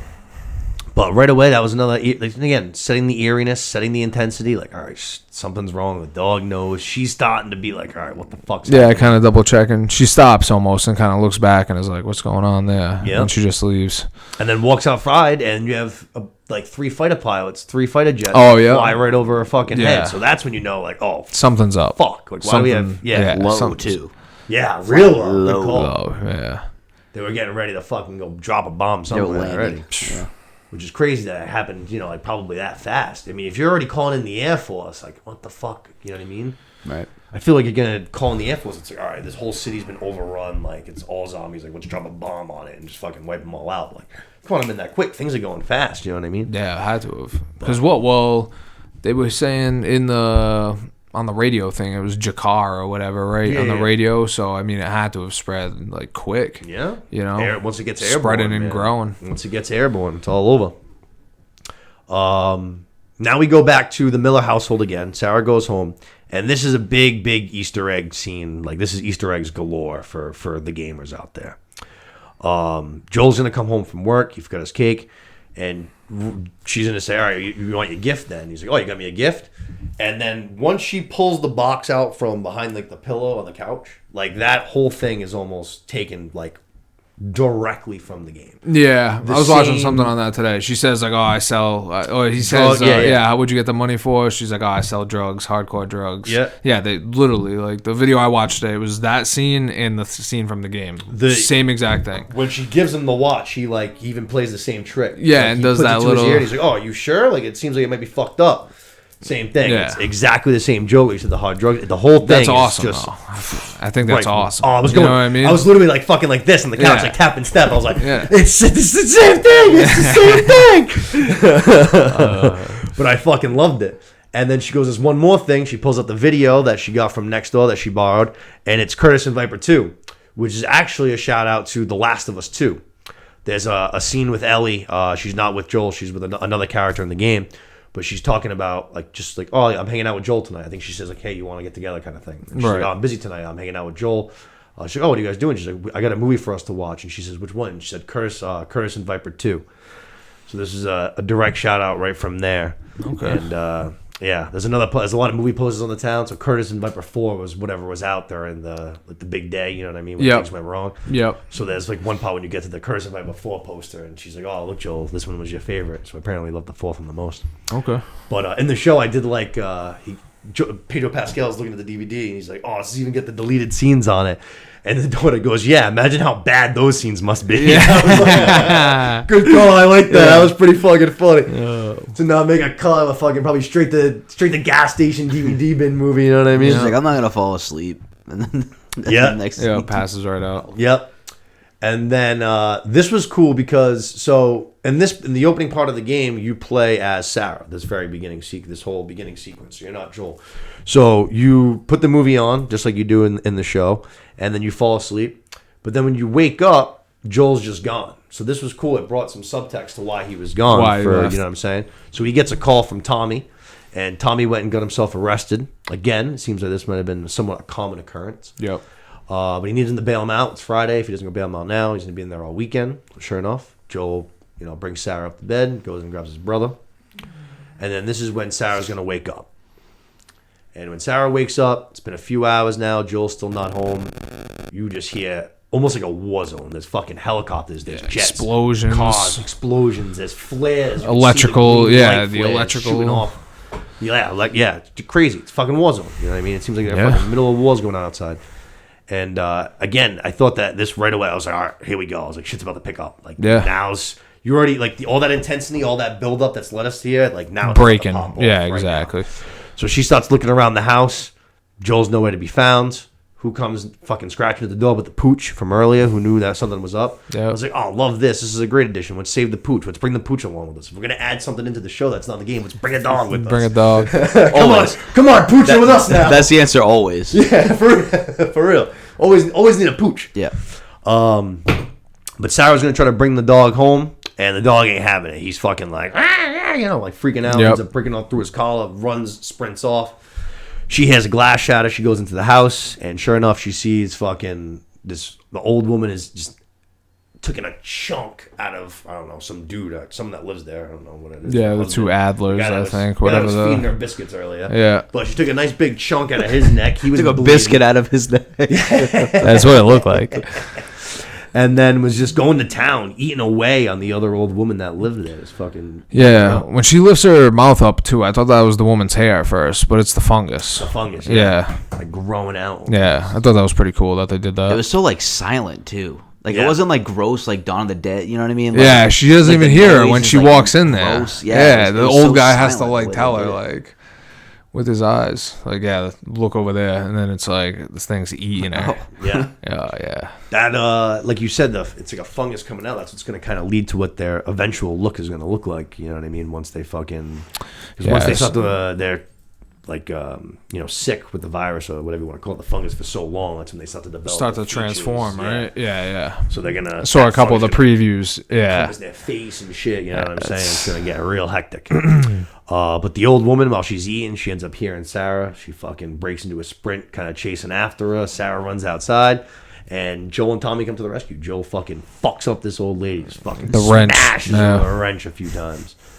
And for the first time right away, we're like, all right, we see exactly what Joel's capable of. This is outbreak day. Things haven't even gone like that awry yet. This is just an old woman who could be crazy, and he just put her the fuck down. Yeah. Well, I mean, I think he knew. I mean, she's been wheelchair bound, but yeah, like you said, could have been anything. But it's also for me too. Like, dude, you're not playing the video games either. This is the first test of like, all right, what kind of are these going to be like generic like Dawn of the Dead zombies, like slow walking? Yeah. Or are they going to be like World War Z zombies? Yeah, where they're moving. So like, she's like flipping over the counter and stuff. I'm like, all right, these are the good. Like these are the zombies we're going to get. A little more intense than like Walking Dead, where they're just like moseying at you. It's like, good pacing. That's why I like actually that kind of back to that intro scene with the two scientists, and they kind of are explaining how it like takes over your body. I feel like that's a good explanation for why like their motor skills are so fucked up. You know what I'm saying? Because it's not like their body. They're not used to having arms. You know what I'm saying? Right. So that's like, why they're fucking they don't know their own strength and speed. That's why they're like flying over tables. Yeah, they're flying over, shit, you know exactly. Yeah. That's why they fucking their motor skills are all so erratic. Yeah. But I thought that again, that's again why I kind of liked that explanation from that opening scene.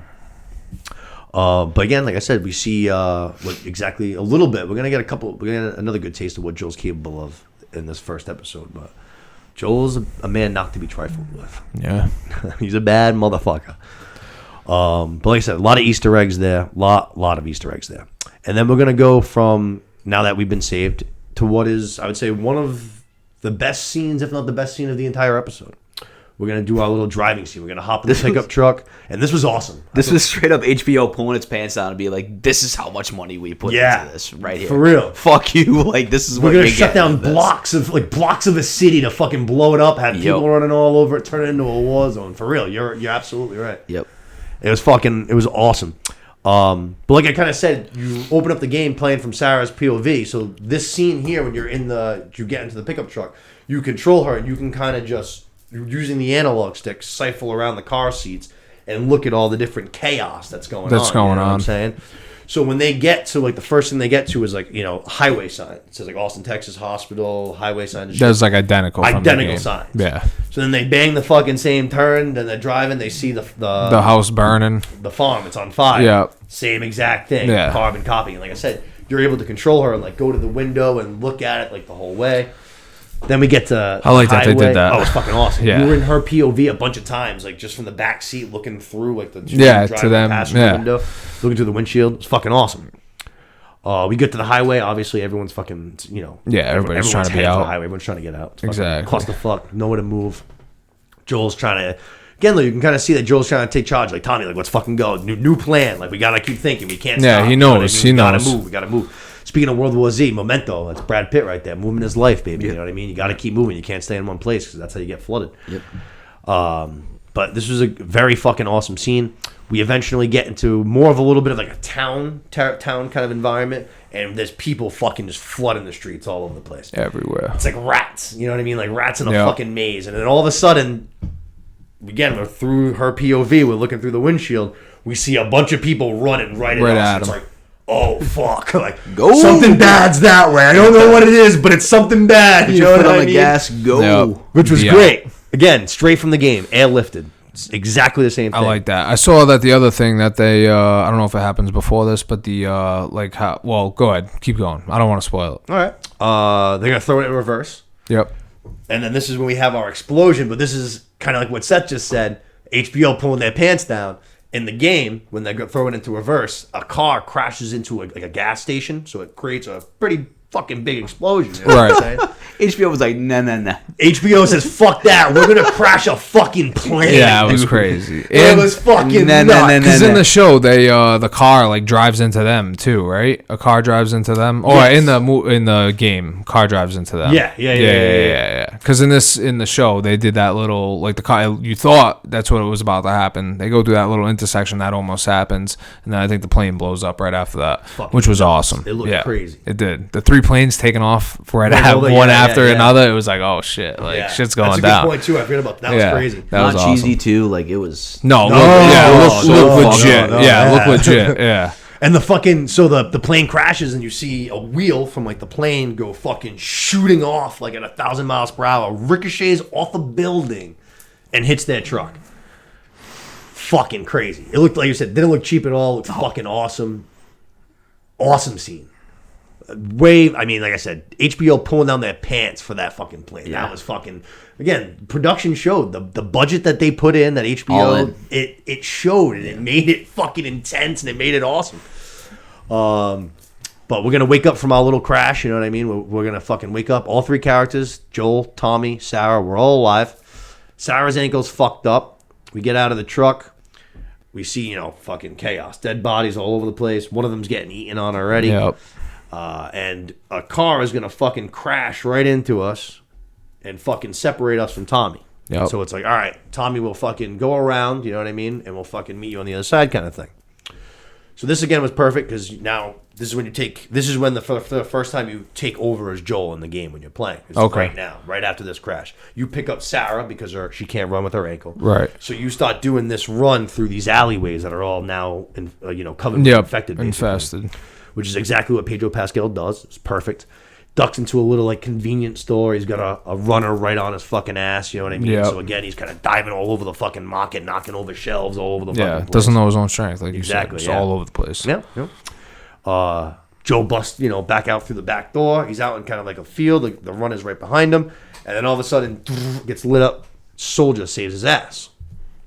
All right, sweet, huge sigh of relief. If you haven't played the fucking game and you don't know what's going to happen right now. Yeah. You're like, all right, great. We just got saved by this soldier. Like, awesome. You know what I mean? Soldier's being a little bit of a hard ass, kind of like, hey, hold on. No, don't move. Which is all right. I get it. Yeah. Like, things are going crazy. Going on. You want to make sure we're not one of them. We're not bitten or some shit. I hear you, dude. Like, I'm with you. Yeah. Which Joel's the same way. Like, Joel gets it. He's like, okay, bro. Yeah. Okay, bro. Can I pause for a second? Yeah. This is what I was talking about earlier. This is straight from. I'm glad you said it was from the video game, but it was War of the Worlds. You know when Tom Cruise is holding on to Dakota Fanning and he's like, eyes on me the whole time? Yes. And he's like, don't look at the river of all the dead bodies and all that. Like, that's what it reminded me a lot of was War of the Worlds. Call. Him just saying eyes on me the whole time. Like, don't look anywhere else. Yeah. Like, I'm carrying you, I'm running, but don't look anywhere else. That was an awesome That's why scene. I thought it was a lot like War of the Worlds. Tom Cruise making that run. Yeah. That was an awesome scene. That was a good, I like that. That's a good comparison. For sure. But it's interesting, like I said, I'll never, ever forget playing like this the first time, man, because I was fucking right away. Oh, this in a video game, I'd be like, Yeah. what the fuck? Like, I can imagine. Dude, 2013, I was, fucking like 20 years old. I was like, all right, let's play a new fucking video game. Like, yay, zombies. And then, right away, I'm like, I thought I was going to play a zombie. I'm ready to fucking cry. But like I said, Soldier has his gunpoint, holds us up kind of thing. He's talking to his, superiors. He's like, hey, got these, 2 people at the gate kind of thing. Guy and a girl. Fucking, her ankle's hurt, but they don't seem to be bitten or anything. And then you hear the soldier say, like, wait, repeat that? Like, so, and you hear it in his voice, kind of like, what the fuck did you just say? Yeah. like, oh no. So, yeah, exactly. It's an oh no fucking vibe right away. And he goes, you can hear it again, kind of his voice, like, all right, like Roger kind of thing. Yeah. Fuck, like I don't want to have to do this, but orders are orders. Lifts up his gun. You see like the flashlight go right on Joel. Joel knows what's about to happen. Pedro Pascal's character, so he kind of tries to turn and kind of shade his daughter away from the bullets. Soldier opens fire. They fucking go tumbling down this sort of like, kind of like a hill, sort of a downhill thing of grass. Yep. And all of a sudden, the fucking soldier comes running up on Joel, who's not dead yet, or, we don't know how bad a shape he's in or whatever have you. And as he's about to fucking open fire, he's like, I'm sorry. Tommy blasts this fucking guy. Comes in the perfect time. Saves the day. So we see Joel like, all right, cool, like I'm all right, get a little cut over here, like no big deal, bullet just grazed me, nothing I can't handle. And then you hear Tommy go, Joel. And Pedro Pascal, this fucking scene was perfect. It was perfect. It was so... I knew exactly what was going to happen. I played this game 5 times, like I said, and it still fucking hit me emotionally. It still fucking hit me emotionally. It was a good scene. Oh, man. Dude, Pedro Pascal was so good. Sarah got hit by one of the soldiers' bullets. Yep. She's bleeding out, and it was perfect. Yeah. Again, another airlifted thing. They didn't. Yeah, I was gonna say. I saw the thing. It was like just the video, spitting side by side video. Yeah, it was perfect. It's the exact same thing. It was perfect. It was unbelievable, and it was perfect in the game. And that's why it didn't need to be changed. And I said Pedro Pascal just did it that good. I knew it was coming, and I still was emotionally invested. And I was like, "Fuck, man, that sucked. It sucked all over again. Yeah, it was tough. Sucked all over again. You know what I mean? Yeah. Pedro and Sarah did such a good job. Yeah, she crushed it. She played a good role. She did. That's a tough thing. Yeah, to come do, in and be. I think I watched inside the episode thing, and like they were saying, like she's got to like make you care about that character in a short amount of time and like buy in. You know what I mean? Yep. So yeah, I thought she did an excellent job, and like you said in that scene, that's a tough like. She did it literally. Yeah, she couldn't even get words out. Which is great. Yeah. So many things they have these conversations while they're dying. That they're choking up words. There was nothing. She's just like whimpering the whole time. It's heartbreaking, man. It fucking kills you. Yeah, it does. The sound, it just goes right through you, man. Yeah, her breathing was like fucking me up. I was like, Jesus. Pedro Pascal keeps like saying, "I know," like he knows, and he's like, "I know how much pain you're in." And he's like trying to pick her up, and she doesn't say no ever. She's she just knows. Yeah. She's like almost trying to do it. Yeah, just didn't have the energy. Yeah. Oh man, it's fucking heartbreaking. Like I said, I'll never forget the first time I played that. I was just like. And then the credits hit the game credits hit right after that, and I'm just like, what the fuck are we doing? So the prologue in the video game is just as good as that, because that was the best prologue to arguably anything I've ever seen. Yeah, I wouldn't. I was like, that's the fucking prologue to this show. Yep, is that whole thing? Like that's the payoff of a zombie movie. Yeah, not just episode 1 of the show, dude. So. 2 things, right? As soon as that ended, right? So we had like a little black screen for a second. That was like the end of the prologue, right? 2 things. I looked at my phone. It was the first thing I did, and I saw that it was 9:35, and I was like, "We still have 15 minutes left." I was like, "This is awesome." I was like, "I cannot believe how much they just did in a half, 35 minutes." And then the second thing I did is I literally, like I said, I was watching with Steph and Los. I just looked at him. I was just like, "Guys," I was like, we're in good fucking hands. Yeah. I was like, this is going to be fucking amazing. I was like, this is it. I was like, this is fucking it. I was like, we're good. This is going to be, just smile. Everything's going to be great. Like Seth said, I might have been the best prologue I've ever seen. It was perfect. Can't really think of anything else, at least off the top of my head. It was perfect. It was so fucking good. It was so fucking good. And then we're going to get to almost at the second part of our episode. Now we're going to skip. We're going to go 20 years later. And we are in a Boston quarantine zone. We are going to open up kind of like in the field outside of the quarantine zone. And we see this kid who's clearly been out in the shit for a long time. He's dirty as fuck. He's all by himself. And he's walking into the quarantine zone. Some soldiers kind of come up on him and they bring him in. They start inspecting them. They fucking chain him down. So it's like right away they're like, all right, this is still it's a kid. Like fuck. Yeah. I think he's gonna turn right here and just fucking start gnawing. That's what I thought was gonna happen. They had him. I was like, good. You gotta keep him in a wheelchair. Well, maybe the fact that he wasn't talking at all because they're asking him questions and he wouldn't respond. Maybe that's like a sign that.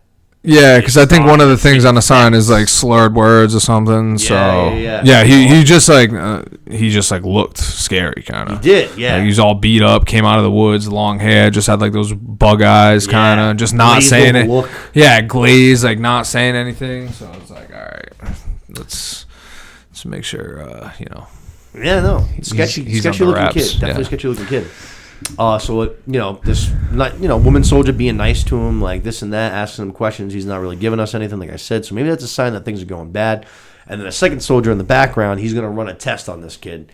And it turns out that it's probably going to be positive because she all of a sudden is just like, hey, how would you feel if I told you we're going to get you all your favorite food and all your favorite toys and you're going to have all of those? Yeah, oh my it God. started sounding too good. It's like going to work when you had COVID. Like, just step back here. We're going to shoot you out, man. He's going to work fucking back. The plastic up on the doors and stuff. It's like a fucking American Psycho, fucking Christian Bale's in there waiting to fucking chop you up. Oh, man. But we leave this kid. We don't see what happens to him just yet. And we go out back into the quarantine zone. We're kind of in the shit. We see these people that taking bodies, basically dead bodies, and they're throwing them to a big funeral pit, big fire, burning all the bodies. Burning them. And this is where we're going to get introduced to Joel. Well, not introduced to Joel, but new Joel. Reintroduced. Angry Joel. Grizzled Joel. Grizzled Joel, yeah. 20 years later, still looks pretty good, just a little bit more gray. It's not Joe Grizzly, it's Grizzled Joel. Yeah. Don't get him confused. yeah. But we're going to see a new truck come in, fresh full of bodies. And one of the women that Joel is working with at this pit, she opens kind of like the casing to the truck, and she sees the first body, and it's the same little kid that we just saw. So sure enough, he was infected. The soldiers. Thought it might have been his mother for some reason. She looked just like him. I was like, wow, is this about to be this woman's kid? I mean, it wasn't, but Yeah. thought Just they looked. couldn't handle any more children. She probably Yeah. already done that enough times. No, exactly. Depressing Not the fucking children. job. Yeah. No shit. If she did have children, imagine how fucking pressing that must be for Oh her. yeah, exactly. But Joel's like, all right, no problem, lady. Comes over, grabs the kid, throws him into the fucking pit. Again, kind of just showing that he's just like... He's like detached. That's what he looked like. Yeah. You know what I Detached mean? is a good way to put it, actually. Yeah. It's not a bad way to put Just it. detached. So we see, harsh new world we're living in. Harsh new fucking world. He goes over to these soldiers. He's getting his work for the next day, and they're like fucking...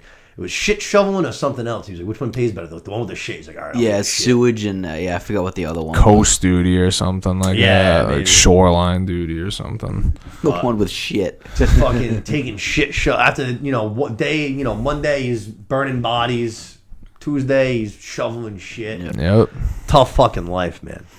Well, but they did a good job here of building the quarantine zone and setting the world and how dirty and grimy and crowded it was, and the street signs, you see the graffiti for the Fireflies. You know that rebellion sparking up here and there. They're trying to cover it. They're white fucking painting over that while the rest of the place looks like shit. There's going to be one freshly painted wall. Yeah.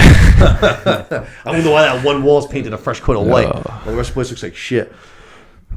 But they kind of just, again, not to just resemble rats, but they almost were kind of like living like rats. All Yeah. like, Yeah, in the city. Yeah, all just on top of each other, you know what I mean? It's a nice change of pace from like zombie movies that I've seen before. It's not just like a group of survivors, like Dawn of the Dead, group of survivors versus group of survivors. Yeah. Like this is it was almost kind of like Fall. I know Nick, you didn't really play it as much, but like Fallout. Yeah. Where there was like the Raiders and stuff like that. So like it's just a nice change of pace from zombie stuff that I've seen in the past. Yeah, definitely. But like I said, I thought they did a good job of just building this little quarantine zone, kind of setting the setting for it. I thought it was good. We go see some public. Actually, this was another thing that really kind of set the tone for the new world. We see some public hangings. Yeah, people leaving the zone. Yep, for just leaving. Simple as that. Unauthorized. I was surprised at that. Leaving the zone. Boop. Hung. See ya. Yep. Get out of here. That's it, man. These new world order, they're not fucking around, man. There's no room for any fucking disobedience. They got it's kind of like Star Wars. Any sniffing of an uprising and they fucking stomp on it. They go overzealous, over the top. But public executions have never really gone well throughout history. It almost always leads to rebellion. And then we go see Joel. He watches these public executions, and then he sees a federal soldier that kind of calls him over, and he goes and does a little deal. He sells him some fucking pills for some ration cards, nice little pack of cigarettes. Soldier gives him a little heads up, like, hey, next couple of nights, don't be found out on the streets. We're looking for fireflies, and, people get trigger happy kind of thing. Yeah. So it's like, Looking out for him. yeah, stay fucking, keep your head down. Give for him the a little next heads couple up. days. But we see that Joel's kind of, he dabbles, while he shit shovels and burns bodies, he also dabbles in some other businesses. He's dealing like oxys, you know what I'm saying? Yeah, smuggler. Yeah. We get the introduction from there of Tess. Tess is a cool little tough character. She's a bad bitch. We are introduced to her in a different way from the game for sure. She's tied up. She's kind of being almost held hostage. She's clearly been beaten up a little bit. Black eye, busted lip. And she's talking to this dude, Robert, who is kind of the leader of a little crew kind of, and basically it seems like his goons kind of picked her up, roughed her up a little bit too much. They were supposed to be making a deal. He made a deal with somebody else, so now he's basically taking her money.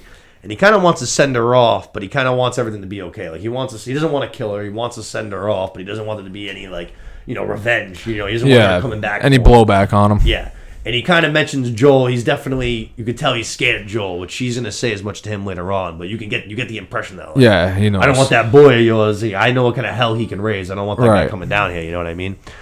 But she's about to talk her way out of it. It seems like she's like, no, listen, like shit happens. We've all done things we regret. You know what I mean? Just like punish your boys for roughing me up without your permission, and we'll forget this whole thing ever happened.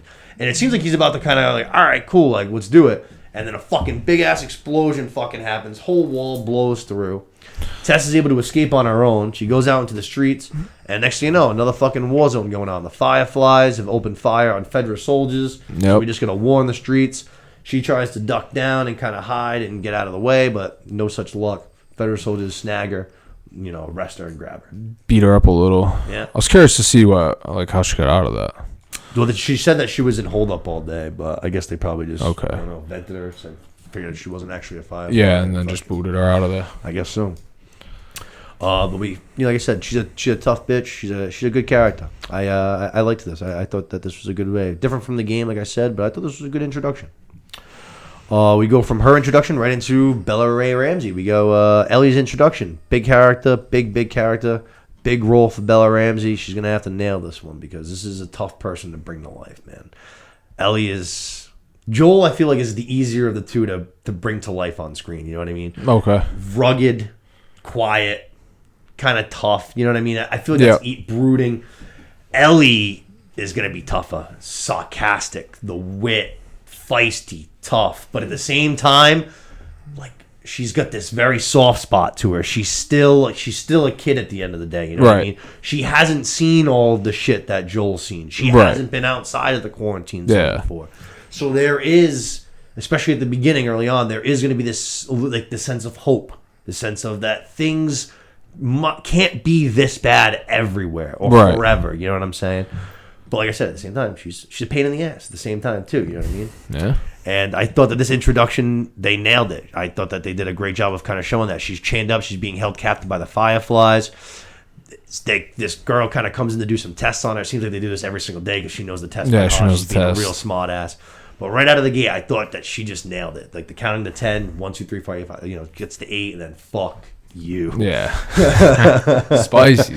She is. She's got a mouth on her, and she's not like, even though she's a kid, she's not scared of, we're going to see she's not scared of Joel. She's not scared of fucking clickers. She's not scared of Ravengers. She's not scared. She's a tough kid, man. She's tough. She's, like I said, I think this is going to be the harder of the two characters to bring to life. She's got Bella Ramsey. She's got the tougher task. Yeah, she got the job work cut out for her. I think so. We'll see. I like the casting though. I think that's a good. She did a good job with Mormont. So, she was awesome as a little bear. She was feisty. There's some. I want to fight. There's there were going to be some similarities. Yeah, I feel like that. A sense of duty. Ellie definitely has that. Seeing things through. Like a little headstrong. Ellie definitely has that too. Like, for you want to reference her to that character, but like, when they're all, basically they're kind of questioning Jon Snow, and she's like, we fucking backed him. You know what I mean? Kind of thing. She's the one that stands up for it. There's a lot of that. Yeah. Okay. You know what I mean? She's like I said, she sees things through. So yeah, I think it's a good casting. The introduction was a good thing. I liked what I really saw from her in this first episode. She was the only one I saw that got a little bit of like backlash on her. I don't know why. Because I think it just goes to a little bit to what I said. I think it's because it's a tough dude. She is beloved. Like, she is the heart of this game. You know what I mean? Yeah. The second one, you play the majority of the game as her. In the first one, you play an hour or so as her. But she's with you the entire time. You fall in love with her. She's the heart. So she's got to be. So she has to be good. Exactly. Yeah. It's crucial. You know what I mean? Like more than Joel, you would say? I just think, like I said, I think it's almost just an easier thing. Like I think the tough, rugged thing, we see that in a lot of movies. You have that, And you can see where it's going to be like a lot of other things where she's going to break him down a little bit and she's going to soften him up a little bit. Right. But the same thing's going to happen vice versa. Yeah, I was going to say. He's going to toughen her up a lot. You know what I mean? Right. They're a great pairing, and that's why we're all going to fall in love with them all over again. But I definitely think that I think both definitely Pedro Pascal's up for any task. I love him, but I think Bella Ramsey's up to it. I think she did a good damn job in this first episode. I agree. From there, we are going to see that Joel is going to go talk to basically this radio guy that does all kinds of radio calls, kind of shit like that. Yep. Going to bribe him with some cigarettes, and he's going to ask him basically if he got any calls back. He sent out a call to Tommy. He said he hadn't gotten back to him in 3 weeks, which is unheard of. Usually it takes a couple days. So Joel's swore that something happened. He asked him about where there is the satellite actual radio for the tower. It's in Wyoming. And the guy's like, Joel, I know you're an impressive man. You can do some shit, but you're talking about going across the fucking country. And Joel ain't even having it. He's just like, bro, point on the fucking map where the fucking tower is, because I'm going to go fucking take care of business. You know what I mean? Like, he ain't even having it. With the old school map, too. Yeah. Like the routes and shit on a map. No MapQuest or Google Maps on this one.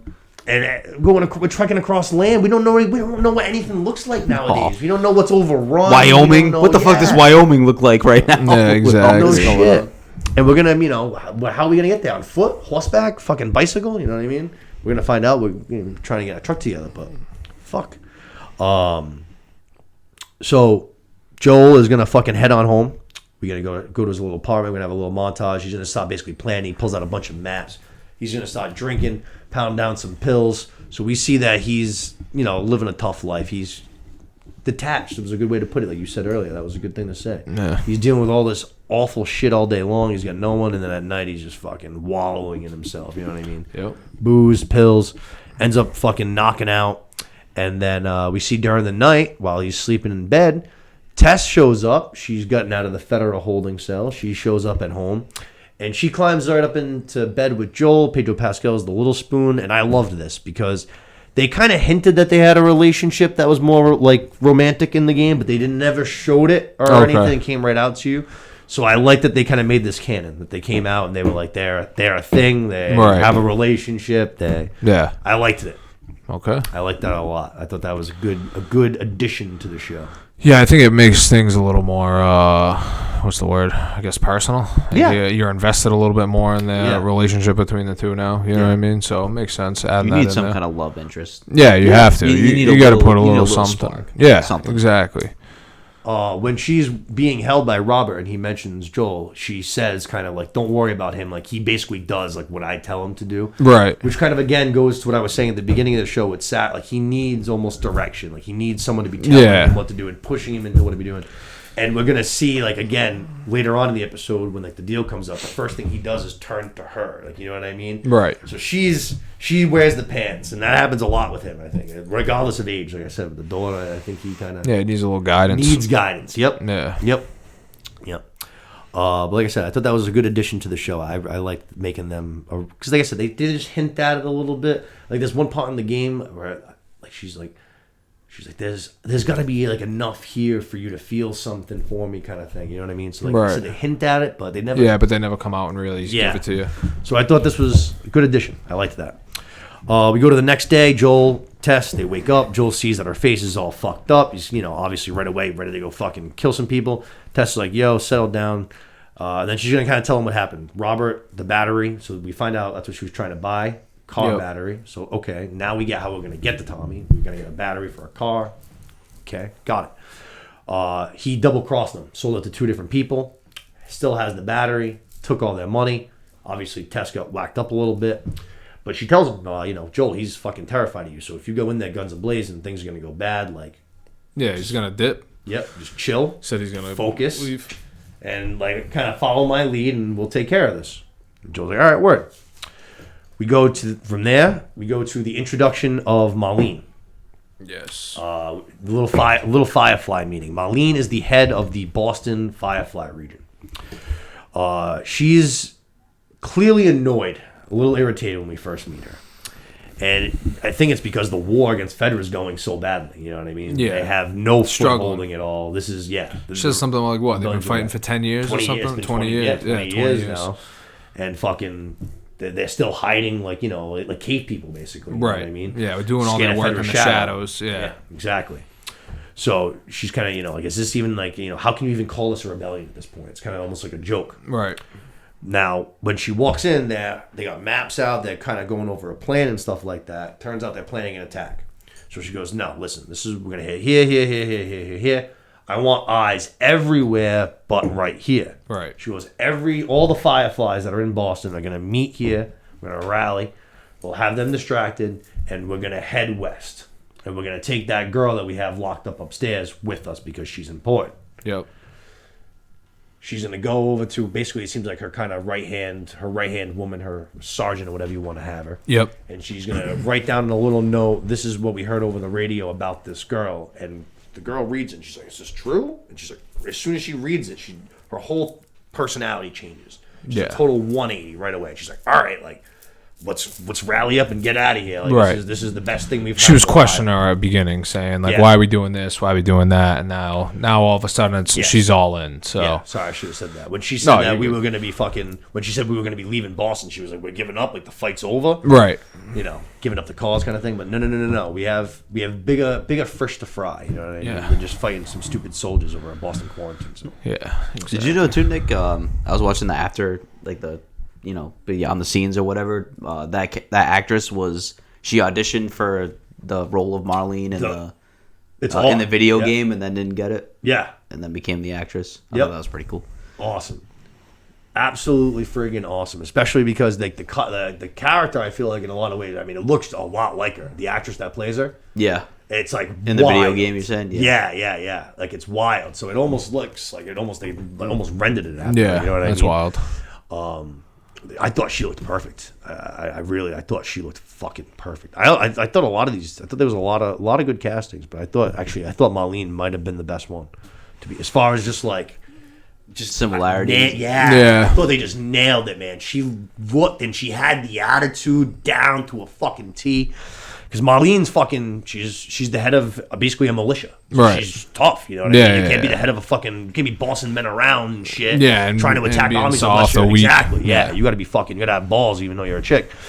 And she's tough. And I thought she did a really good job of showing that in the show. Like I said, she's going to establish that Ellie's clearly important. We're going to leave this, and we're going to stay with Marlene. She's going to go up into the room where Ellie is being held, and we see Marlene and Ellie having a little meeting. This was a really good scene. I like this. We start things off. Marlene's going to give Ellie her backpack, which is, a nice little sign of trust, trying to show that, hey, like, I'm not totally the bad guy here. Yeah. Ellie right away grabs it. She goes flying into the backpack. She's got her signature knife, which we're going to see her use quite frequently in this show. Right away, she pulls it out. Marlene, actually, she's pulling out a banana. Yeah. Marlene just sits down on the floor, like unaffected style, completely unaffected. Like, dude, you ain't gonna stab me. Yeah. And Ellie's even just like, you're not scared. And she's like, no, dude, who do you think told the soldiers not to shoot you when you picked you up? And she was just like, all right, word. Puts the knife away. And then we find out a couple things. Marlene's she's gonna unlock her cuffs. So again, trying to earn up that trust, working in the relationship, show that she's not the bad guy. But then she's gonna Ellie wants to go home. Can't do that. Sorry, that's out of the question. But she is going to tell her that the way that she got into the Boston quarantine zone to begin with when she was a child was because Marlene brought her there. Yep. Which led to a funny little back and forth. She was like, what the fuck, are you my mom? And she's like, do I look like your mom? Yeah. Good point. Yeah. That was good. I thought that was very good. There was a couple times there were lines for Ellie that were written not from the, you know what I'm saying? Yeah, not for the game. That I thought were really good, and that was one of them right there. It was just, what the fuck, are you my mom? Yeah, it was a good little exchange between them. The response to was good too. Do I look like your fucking mom? Yeah. No, you don't. It was good. But we find out that Marlene knows a little bit about her, though, because, while they're talking, she mentions this girl, Riley. She's like, it was I don't even remember what the fucking word was. It was Riley something or other. And Riley's someone that we're going to hear more about later on in the show, I'm sure. She's somebody from Ellie's past that had a pretty big impact on her life. But to me, I didn't even know that Marlene knew who Riley was, kind of thing. So that to me, maybe I'm thinking that there might be something in the show that will be, again, not from the game, that'll be new, where maybe Marlene, after she dropped her off, was keeping tabs on her. Right. Was always making sure that she was okay. Okay. And that even though she was in Federa, you know what I'm saying, that she was, still looking out for her distance. I think. Okay. Because for her to know that, to me, was very interesting when she asked that question. Yeah, because that's not in the game, you're saying. Right. There's no reason for her to know who Riley is. Okay. That's someone we're going to meet later. She's played by Storm Reed, which I don't know if any Euphoria? You guys Euphoria know? No. Nope. She's actually, you know what, Seth, you will know her from one thing, small role. She was in the new Suicide Squad. She's Idris Elba's daughter. Oh, okay. Okay, Got it. Yeah, that's All right. Storm Reed. So she'll be playing Riley in this. Okay. I know she's in the trailer a couple of times. Okay. A lot of it'll be flashback stuff. Right. I'm imagining from when she's in the quarantine zone, before this shit's happening. When she's younger and everything. Yeah. Okay. But like I said, that to me was something that I wrote down, and it stood out to me just because, like I said, to me, as someone who's played the game through a bunch of times, there's no reason for her to know who Riley is unless, like I said, she was keeping tabs and trying to make sure that Ellie was always okay after she dropped her off. You know what I mean? But then Marlene's going to tell Ellie that she's very, very basically very important, and then she's going to tell her a secret that she can't repeat because it would get her killed. We're not going to hear what it is just yet. The camera's going to leave, but we're getting the implication. You know that we're going to trigger all the way across the country. She's very important, so something's going on with this girl. Yep. We picked her up to begin with. You know what I mean? We told her not to kill her. You know what I mean? So something's going on.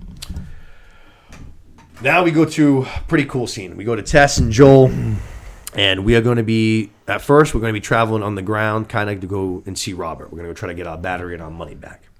So this was cool because this is very reminiscent of the game. We go through under the quarantine zone. Through the tunnels and shit like that. There's a jump scare where Tess comes across a clicker that's infused into the wall. He's growing into it. It's almost like a plant. You know what I'm saying? Scares her a little bit when she pops in there. Yeah, and so that was a jump scare for the show that was uplifted right from the game. Right from the game.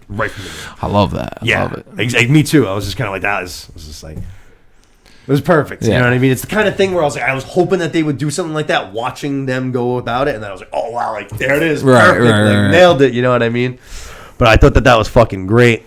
Then we're gonna, keep going through all these sewers and yada yada. We get to a ladder. We climb up to this landing. We get to this door.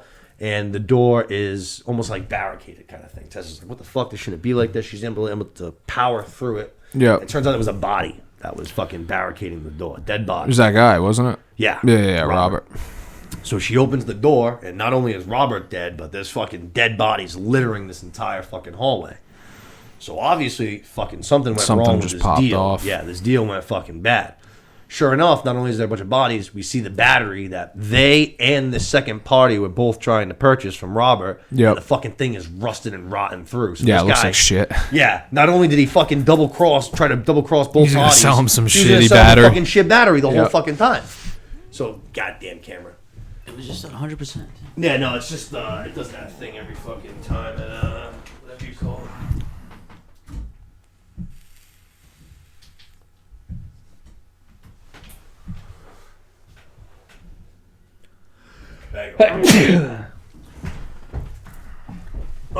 Alright, so yeah, like I said, not only did this guy fucking double cross both parties, collect money from both of them, he's gonna fucking sell them a battery that doesn't even work. So this guy definitely got what he was getting, what was coming to him.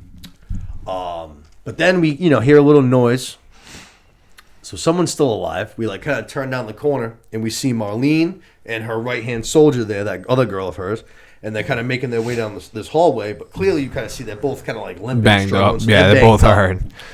So as fucking Joel's kind of getting ready to, Joel and Tessa kind of getting ready to approach them, hey, what's the deal kind of thing. This is our first meeting to Joel meeting Ellie, and this, I must say, is a great, great way to show their relationship starting off, if I must say so myself. As they're approaching Marlene and her girl at gunpoint, fucking Ellie comes flying out of a side door to attack Joel with a knife. And Joel just fucking hucks her into a fucking wall. Yeah, tosses her real and just kicks her knife away. And I was just like, oh, man, that was perfect. Yeah. I was like, that was so perfect. It's a good tone setter for how the relationship's going to be, I feel. Oh, especially at the beginning. Yeah. Especially in the beginning. It's going to be tough tumblings at the beginning. Yeah, you can see two that. Forces just, it seems like they're very similar in a sense. So it's just like they're butting heads. Yeah. You know what I mean? A lot of similarities for sure. Yeah. Definitely. But I thought that was just a nice new written thing for the show that I thought was perfect. I was like, oh, that's hysterical. She's like looking at the knife the whole time while he's stepping on it. Oh, yeah. Just like waiting for a little glimpse. Yep. Like, will he lift his foot up? Yep. She might only be 14, but she's smart, man. This girl's got, like I said, wit. She's very, very smart, man. She knows what she's doing.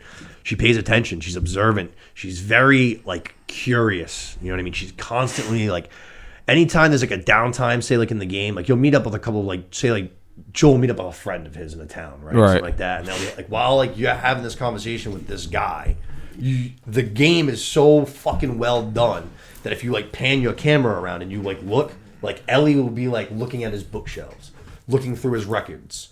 Yeah. She constantly is stealing shit from people as we go around, too. Like, she'll just take, like, a record or a book, and if you're looking at the right time, you see her just put it into her backpack. No shit. Yeah, it's very, very, very funny. But, like I said, it's gonna be very interesting to see Bella Ramsey bring her to life. It's gonna be a tough task. But like I said, this introduction of her getting thrown into the wall, I thought was great. But right away, we see that Marlene, Joel, Tess, they know each other. This isn't their first run-in. They know of each other. They've had interactions before. Yep. Joel is even going to accuse her as much of basically saying that there's a fracture in Tommy and his relationship. And it's because of her. Yep. So we know something somewhere at some point went down. But then Marlene, like, hey, like, listen, I got shot. I'm banged up. I'm bleeding out here. This is what's going to happen. If you want the battery, I'll give you more than that. I'll give you a truck with a battery, fully loaded with gas, and I'll give you a shit ton of guns. All you got to do is bring this girl out of the Boston quarantine zone to my Fireflies outside of Boston and just drop her off. Right. Right away, like I said, Joel, like we're gonna see him do a lot, turns right to Tess. He turns right to her, kind of like, what do you think? You know what I mean? Like, yes, no, like, shoot, do I shoot her? What do you want me to do? Do I kill everybody? Like, you know what I mean? What do you want me to do? Like a dog on his leash. Exactly. Yeah, just waiting to get let loose. Waiting for his orders. And Tess right away is just gonna be like, I don't think we really have many other options. You know what I mean? Right. We want to fucking. We need it, so let's do it. She's like, all right, let's do it. But she's like, we're not handing her off until we have all of our shit.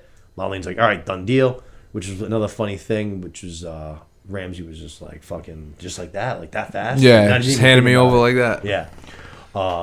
Another good part here, as far as written lines just for the show that I thought was really good, is Marlene says when she's offering the deal, she says, like, you guys smuggle. We don't smuggle people. She's like, you can fucking do it. She's like, like, I know what you guys are capable of. Yeah. And Ellie's on the floor, and she just like looks at them, and then like looks back at Marlene. She's like, what are they capable of?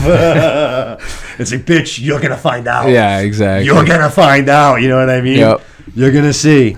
But that was fucking. I really, really, really liked that. But I thought that this was an awesome scene right here. This was a good meeting. I thought between all of these characters. I like the pacing of the show too.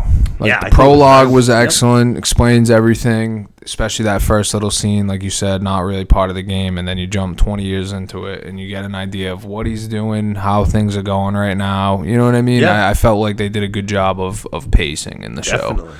If anything, I actually thought that. I thought not in a bad way. I'm almost surprised at how far they went in just this first episode. Yeah. As far as as game progression goes, you know what I'm saying? Yep. I was like, they did a lot, man, because they're already out of the Boston QZ at the end of this episode. I was like, oh shit. Okay. And where's that in the game? That's a couple. I feel like that's already a couple of 2 hours in. No shit. Yeah, like maybe like a fucking fifth or sixth of the way through the game. That's interesting. Yeah, that's why I was like, oh shit, like we really moved through that. Is this supposed to be a one and done season sort of thing? I don't think so. From everything that I've heard, the execs are fully putting their investment into this. Okay. Neil Druckmann, the game creator, said that there is more story to tell, not for the show, but for The Last of Us, meaning The Last of Us 3 will be coming. Okay. So how many episodes is this first season supposed to be? 9 episodes. 9. Okay. Yeah. And I think it's gonna. I think it's gonna wrap like the first game as a whole. Okay. If I had to guess. The second game is much more, I think, of like a 2-season thing. Like, I wouldn't be surprised if game 1 is season 1, game 2 is seasons 2 and 3. Okay. And then if by that time they have the third game out, then whatever, seasons 4 and 5. Okay. But I could see this ending up being maybe like 4 or 5 seasons together. All right. But from there, we're kind of off. We made the deal with Marlene, so now it's like, all right, we're off now. We have our 3 characters. We have Tess, we have Joel, we have Ellie, and we're going to kind of start making our way, out of the Boston QZ to the Fireflies. We're going to stop at an apartment real quick. This was a good little scene, too. Marlene is going to kind of throw Ellie into this apartment, and then she's going to have a conversation with Joel real quick. Instead of seeing the conversation between them, we go into the apartment, and this is actually going to kind of show that curiosity thing. Ellie right away starts just kind of looking around, looking at the coffee tables, looking at this, that, and the other thing. She finds next to the record player a note in a book, and right away she starts just reading it. It's clearly like in code. Yep. Joel comes on in, and right away she's able to break the code. So she's like, 60s is good, 70s is new stuff came in. What's 80s, like trouble or some shit like that? Yeah. And he doesn't he doesn't answer her, but he kind of gives her a look like, right. Fuck, you know what I mean? Like, how the fuck did you just do that fast? You know what I'm saying? Exactly. So again, you see kind of the things I've been mentioning: the curiosity, she's smart. You know what I mean? And then Joel's gonna take a seat on the couch, this is another thing uplifted from the game. He's gonna lay down. She's gonna say, "What are you doing?" He's like, "I'm gonna kill some time." And then she's gonna hit him with "Your watch is broken," which is the watch that his daughter Sarah had fixed for him. At the beginning, and he's still wearing it 20 years later. Broken again though. But that was really cute. I liked that. Tess is gonna show, fucking Joel's gonna knock out. Ellie wakes him up. They have a little conversation. Basically, she's a little nervous about leaving the quarantine, so she's like, you guys have been out there on the ship before. You're like, we're gonna be okay. Right. And Joel's like, yeah, we're gonna be all right. She just needed a little pep talk, kind of thing. Reassurance. Yeah. First sign of her of any any fear at all, though. You know what I'm saying? Yeah. At this point, she's just been like, fuck you, kind of thing. Right. But the first sign of a little bit of hesitancy from her. But then we're going to be off. Tess is going to show up. We're going to fucking start heading out of the QZ. We're going to see them. We're going to come out of a tunnel. We're outside the quarantine zone. Ellie's all relieved. She's like, I've never fucking breathed in, the fresh air from the world. But we see that the Fedra soldiers are still kind of patrolling, so it's like, all right, fuck, stealth. We got to be fucking... It's the middle of the night, thankfully. There's some, broken down cars, trucks, pipes. We just got to be stealthy, make our way through. Yeah, sneaking through. They're not going to be patrolling that far, you know what I'm saying? Right. The gates. We just got to get so far. We'll be good. Unfortunately, we got ran up on by a Fedra soldier. We get caught while we're trying to sneak out. It is the same soldier from earlier in the day that Joel had met up with and sold those pills to. Yep. Unfortunately, it's not working. It's not helping him. It's not helping the cause. He's being a real hard ass. He pulls a gun on him, gets them on their knees, tests for the infection, nothing. Tests Joel, nothing. Gets to Ellie. As he goes to test Ellie, she turns, stabs him in the leg with her fucking signature knife, like I mentioned earlier.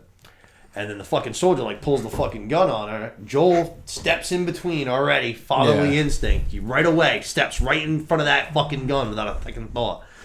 And the guy's like, move. And then Joel just fucking flashes, and he does what Joel does, man.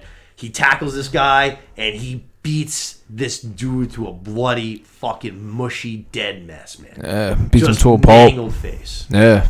Yeah, it was just like that flashback, instantly went back to, what happened with his daughter, and that's his instinct just took over, I feel. Probably partly what he wanted to do at the time, too, but obviously that happened so fast, so it's he's making up for it in a sense, Not the same mistake twice. Yeah, exactly. Not making the same one twice. Definitely, yeah, definitely.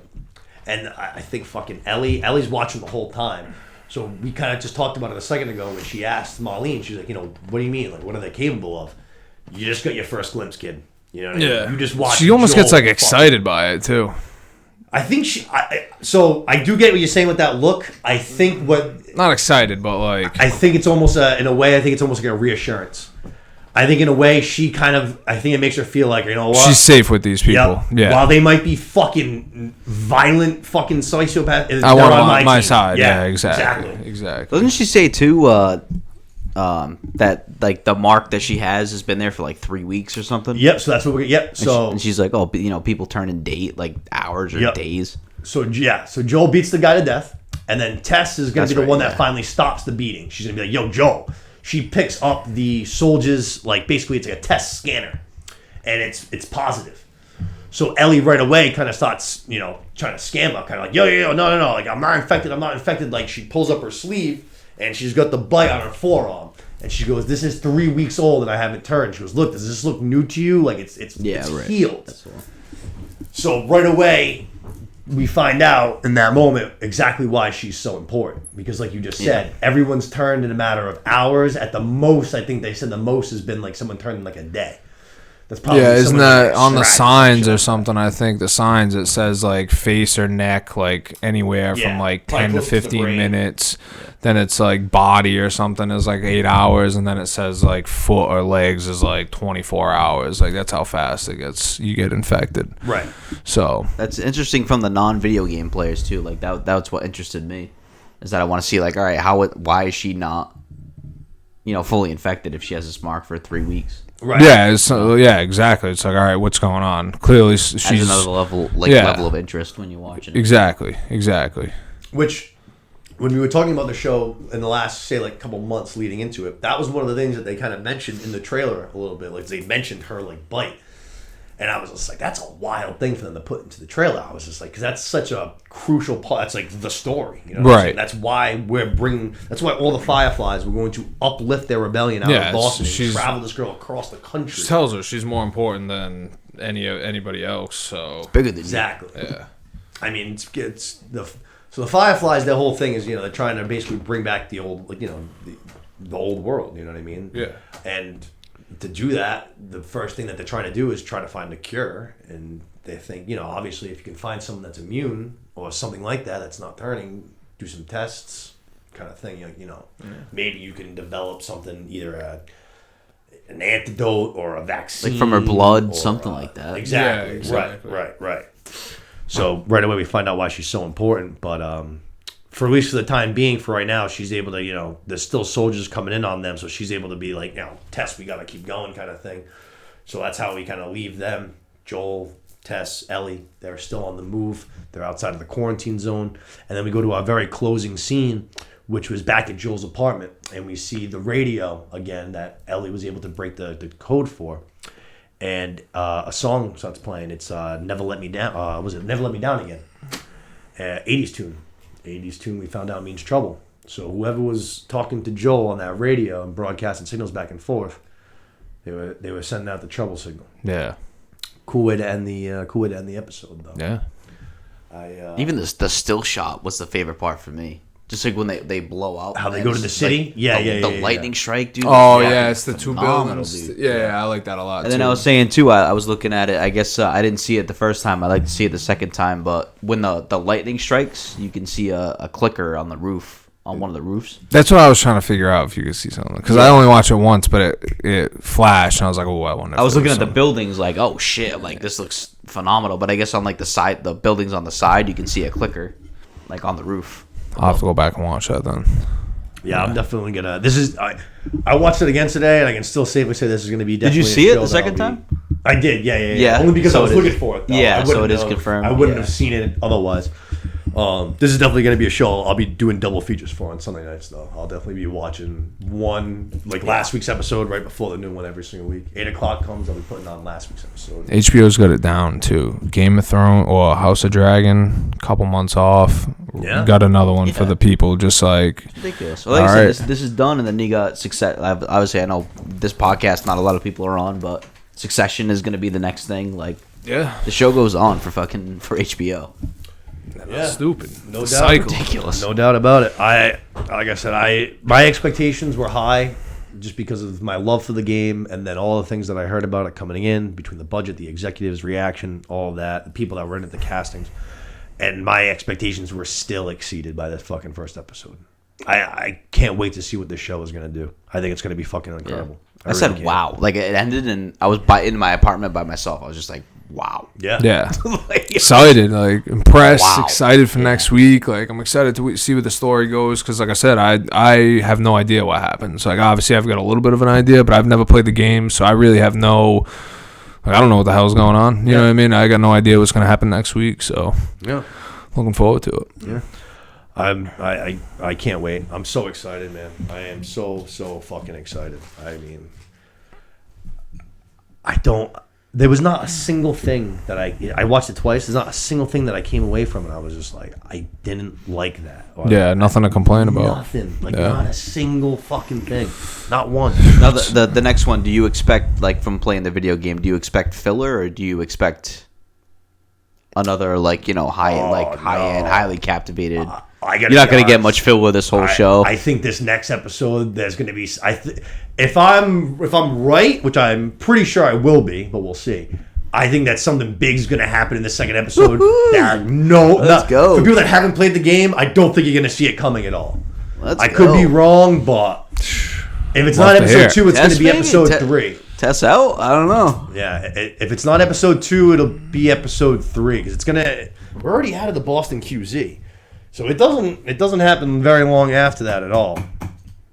Let's go. I love that, though. Yeah, I like that pacing. Awesome. Just. I am looking forward to meeting Nick Offerman's character. He's going to play this guy. That's true, too, yeah. And then you got Nick Offerman in the previews and stuff. Did I see Rose in there? Am I crazy? Or did I see Rose for 2.5 minutes? I don't know who she plays, though. She was in there, though, right? She was, crazy. Yeah. I think she might be like just a show character. She might be like a Firefly, like a head of a Firefly group or something like that. Or something along those lines, like if I had to guess. Yeah, okay. But yeah, Nick Offerman's character crazy seeing that. Is going to be someone I think is going to be, that's going to be like a good episode or 2 episodes. He basically is in just like a little tiny ass like suburban town, almost like a Somerset or a Swansea, kind of like where we live. Right. But the town is just completely deserted now, except for him. So that it's like it's Bill's town now. So he's got all these booby traps set up all over the place. So he knows like what streets to take, where he can go shopping. Right. He's got his own house. Yeah, he's got it down pat. He knows what's going on. Yeah, he's gonna be one of the places like that. We're gonna stop through. He's like the place in the video games where you go to buy like yeah, like the shop. Yeah. Oh, he's gonna be that's gonna be an interesting couple of episodes. Fast travel to his place. Yeah, he's got the setup, the goods. But yeah, no, I can't wait. Like I said, that unbelievable first episode blew my expectations out of the water. I think we're in great hands. I think we're all in for a very big treat with this show. I think everyone, at least I haven't seen a single person that doesn't like it. I don't know like a single kind of person too that I like wouldn't recommend it to. You know what I mean? Like I think this show is kind of in a way going to be like for everybody. You know what I'm saying? Yeah, well, that's what I was saying earlier. Like, we're like separate from the video game, it's like just a good show in and of itself. You know what I mean? Like that. If people like Walking Dead or people like stuff like where it's tense and there's a lot of shit going on, then it's like I think people will like this show. It's gonna have a little bit for like everybody. Like there's gonna be scenes where you're gonna be scared. There's gonna be scenes where there's awesome action. You go, holy shit, that was brutal. Yeah. There's gonna be like very cutesy like scenes that are gonna make you go, oh. Yeah, those touching scenes. Yeah. Like it's gonna touch all the bases. It really does. It covers it all. And then they tie in like we were saying like a love interest with Joel that is not necessarily in the video games. Yeah. So you know what I mean? So like people who don't play the video games are going to get hooked on that. Yeah, just like a little added layer. I love that they made that. They got a little for everything. That was great. I really liked that. But I think that's all I got for Last of Us. I don't know if you guys got anything else. Nothing other than that was awesome. Yeah. I said, like that's not just I need something Sundays to watch on HBO, so I don't care what it's going to be like. This is going to be awesome. Like no, it was legitimately phenomenal. I'd have to agree, man. And like I said, at first I thought I might have been maybe I was too close after that first episode ended, and especially because there was so much uplifted right from the game. I was like, that's why I said I looked over at Los and Steph, and they both had this like they were like no. Even when it was getting like when the episode was literally like starting, like very first starting, I was like. Just tapping Steph. I was like, I've been waiting for this for so long. I'm ready to go. And she just looked at me. She's like, I fucking hope this doesn't suck. Like, not even just like she doesn't want to watch a shitty show. Right. She's rooting it for you to not. Be disappointed. Like, I hope that I don't have to deal with him. Exactly. I have to deal with this shit. Just 1 hour, like every Sunday at 9 o'clock. I just want to deal with Nick being content watching something. Oh, dude, I bet you could have gotten, if you had a camera out, I bet you could have gotten some shots at me on Sunday night watching this where I was just like giddy. Yeah. Just mouth agape, just staring. But I can't wait. Sunday's already right around the corner. We're already at Wednesday. It'll be Thursday before you know it. I can't wait. Thank God. Cannot wait. I think that's going to wrap it up for us here this evening. Yes? Yes, sir. Another great episode in the books, episode 20. big number. 20 episodes in the book. Pumping them out, Coach. Pumping them out. Yeah. Thank you guys for riding with us. Thank you to Mr. Moose on the ones and twos. Couldn't have done the show without you, brother. Thank you as always. To my co-host this evening, Mr. Ledoux. Thanks for coming in again, brother. Appreciate you having me. Always a pleasure. Always love talking to you. Always love talking to you. We're going to get you back in again soon. We're going to figure out the classics. We're going to bring that segment back. Yeah, we'll get that going. So we got a lot to do in the future. That's going to wrap it up for us here this evening. As always, please, please, please share this show around. It's 2023, and we want to get this show bigger and better. We want more eyeballs, and the only way we're going to be able to do that is with your guys' help. So please share the show around on your channels. Like, comment, review, all of it. Do all of it. Share, subscribe. It helps the show get more eyeballs, and that's what we're trying to do. And as we mentioned at the top, race to 100 subscribers on YouTube. So if you haven't done it, go smash the subscribe button on the YouTube page, and you're instantly entered into our raffle for a $40 AMC gift card. That's going to wrap it up for us here this evening. We will talk to you guys next week. Enjoy The Last of Us on Sunday, and happy watching.